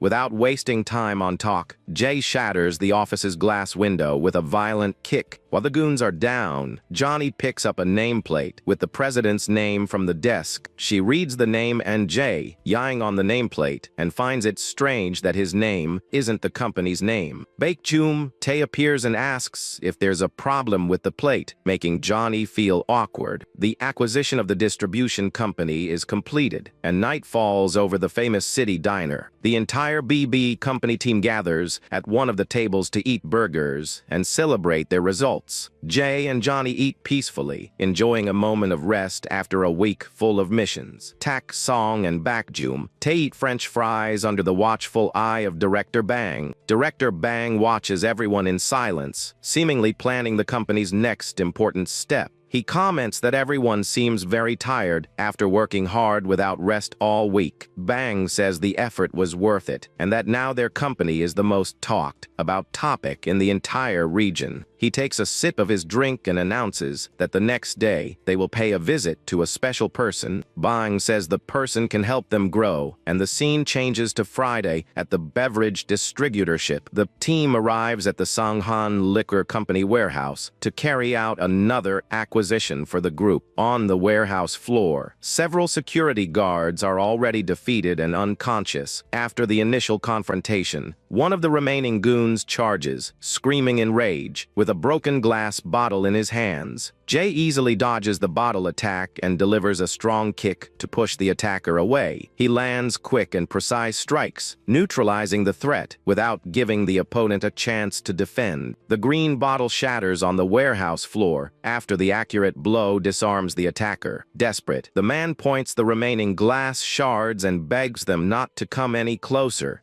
Director Bang calmly enters the warehouse, observing the defeated goon's desperate scene. The man tries to strike Bang with the glass shards, yelling for him to stay away. Bang approaches without fear and firmly grabs the attacker's wrist with extreme ease and precision. He twists the man's arm, causing him to scream in pain and drop the dangerous object he was holding. The remaining glass shards scatter across the warehouse floor after being knocked down by Bang's force. With a clean punch, Bang knocks out the man, who falls groaning in pain onto the beverage warehouse floor. He immobilizes the fallen opponent on the ground, ensuring he is no longer a threat to the group. Bang throws the attacker to the ground for good, ending the confrontation in the beverage warehouse. The man screams in pain as he feels the violent impact against the concrete floor of the warehouse. Suddenly, a mysterious voice calls out Bang Man's name, saying it's been a long time since they've seen each other. Surprised by the familiar voice, Director Bang lets go of his opponent and turns to see who just arrived. The real owner of the place, Song Han Keel, appears and says they have many important matters to discuss. Director Bang gives a confident smirk and agrees that they really do have a lot to talk about. Han Keel recalls that the last they saw each other was during their old boss's tragic funeral. Bang respectfully mentions the name of the deceased boss, Jang Suk Go, whom he faithfully served in the past. Han Keel says he warned Suk Go never to trust President Seo Young Man, but he didn't listen to the advice. The narrator explains that Bang's old boss was ultimately betrayed, kicked out of Seogwang, and passed away in a suspicious accident. Jay understands that the distributor's owner was very close to the old boss Director Bang served. He asks about Han Keel's importance to the plan, and Bang explains that he led a large group. Bang says the rival's president offered a merger, but he refused and split the businesses among his men. He reveals he later realized that Han Keel knew he would be discarded if he agreed to join the rival. Han Keel preferred to disband his own group to save his allies from certain destruction by the rival. Jay deduces that this means many businesses in the rival's territory are run by his former subordinates. Bang's plan is to convince Han Keel to ally with them so that his entire former group will follow them in the fight. Han Keel asks if they plan to take on the rival, and Bang clarifies that the idea of a fight comes from his boss. Jay takes the opportunity to formally introduce himself as the president of the newly created BB company. The man observes him carefully and comments that Jay looks too young and handsome to be the president. Jay responds ironically, saying it's funny to hear that from someone whose men were just defeated by him. Han Keel laughs at Jay's verbal comeback and realizes he wasn't born to be anyone's subordinate. He says he used to be like that too and asks why a man like him submitted to working for the rival. The owner confesses he wanted to face the rival, but couldn't risk the lives of those who trusted him. Director Bang listens silently to his old companion's words, understanding his past reasons. Han Keel assures them he still hates the rival and that his greatest wish is to ally with them to destroy it for good. However, he explains that he can't make such a serious decision without thinking about the future of his former subordinates. For that reason, the man decides to reach inside his jacket to pull out his hidden weapon. Han Keel draws a sharp knife and says he needs to personally test the young president's strength. Bang senses the immediate threat and moves to intervene, but Jay signals with his hand for him to stand down. Jay asks the director not to interfere, as he wants to handle this situation alone with his opponent. The president asks if Han Chill will really cooperate if he is defeated, and the man confirms that he will. Jay calmly loosens his tie and challenges the former leader to come and test his skills in combat. Han Chill charges forward quickly, wielding the knife to start the direct confrontation against the president. He delivers a swift strike, but Jay manages to dodge with agility, ducking at the last second. The man continues to attack relentlessly, but Jay dodges every blow, showing impressive reflexes. Jay takes advantage of a gap in his opponent's defense and moves quickly to deliver a counter-attack. He dodges another dangerous thrust, keeping his focus entirely on the opponent's rapid movements. With narrowed eyes, Jay analyzes the trajectory of the strikes to find the exact moment to attack. He spins his body quickly and delivers a powerful kick that hits his opponent squarely in the stomach. The impact of the kick sends Han Chill flying back violently, causing him to lose his balance in the warehouse.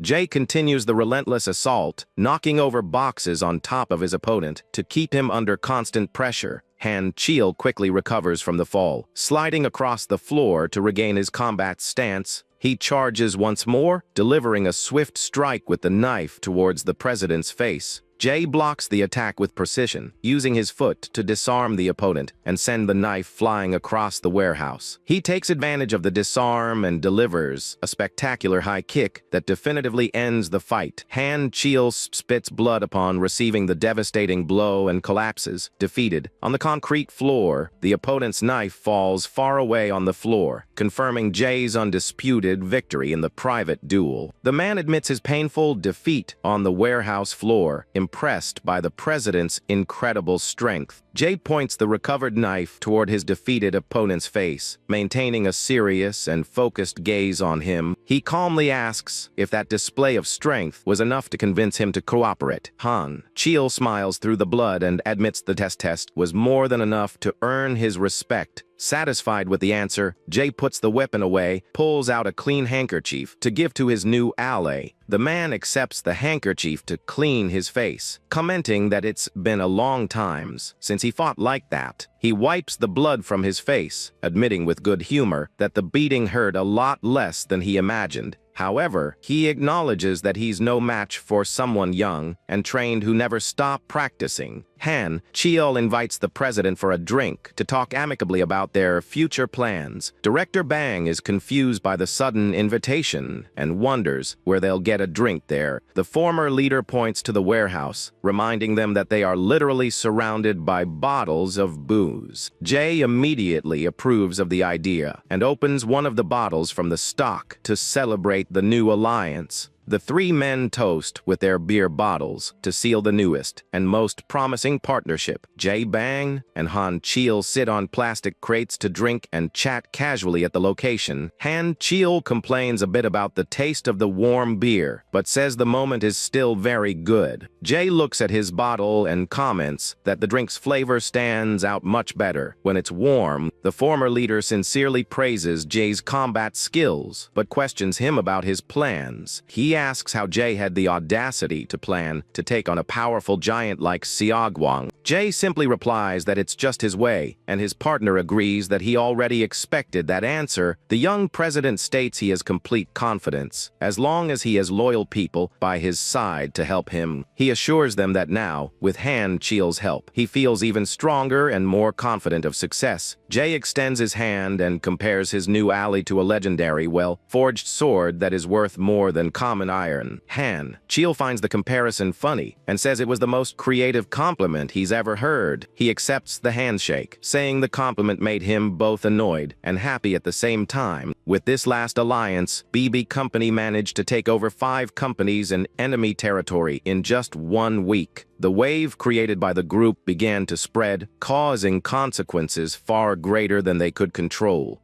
In the early morning, birds chirp around the building where the young president resides. Jay stirs slightly in bed, seemingly having a nightmare in the middle of his peaceful sleep. Suddenly, he opens his eyes, startled, waking up abruptly at the start of the day. He sits up in bed and reflects on dreaming again about the strange boy who sold him the bracelet. In the dream, the boy asked if Jay was making good use of his new chance at life. The young president followed him in the dream as the boy questioned where he was currently living. Jay replied that he was living in a country very far away and different from where he used to live in the past. The boy found the answer surprising and wanted to know what Jay was doing there. That was so important. Jay revealed he had started a company strong enough to finally fight the Great Union. The boy stumbled on the sidewalk and lamented Jay's answer, showing concern for his future. He said that didn't sound like a new life, and Jay questioned why he thought so. The boy explained that Jay was just continuing his old life instead of trying to live something completely new. Jay argued that he couldn't ignore the people who betrayed and took him out in his past life. The boy suggested that he simply pretend those bad people no longer existed for him. He reminded him that his enemies were far away and asked why Jay would voluntarily seek them out. The boy was convinced that if he decided they didn't exist, it would become the absolute truth. He laughed, saying that being reincarnated in someone else's body after buying a bracelet was already absurd. The boy added that talking to him there felt like the craziest, most delirious dream possible. He smiled, suggesting that perhaps this whole new reality was just a grand delusion of Jay's mind. The boy said that the story of the betrayal and his own current existence could be just one big dream. Jay was confused by the boy's enigmatic words, who then said goodbye, telling him to wake up from the dream. Jay gets out of bed, thinking about the bizarre dream with that boy who said so much nonsense to him. At the bathroom sink, water runs from the faucet as he gets ready to start his workday. He splashes cold water on his face, trying to wash away the strange thoughts created by the nightmare. While drying his face with a towel, Jay continues to ponder the meaning of that dream with the boy. He looks at himself in the bathroom mirror, thoughtful, before starting to get ready for the office.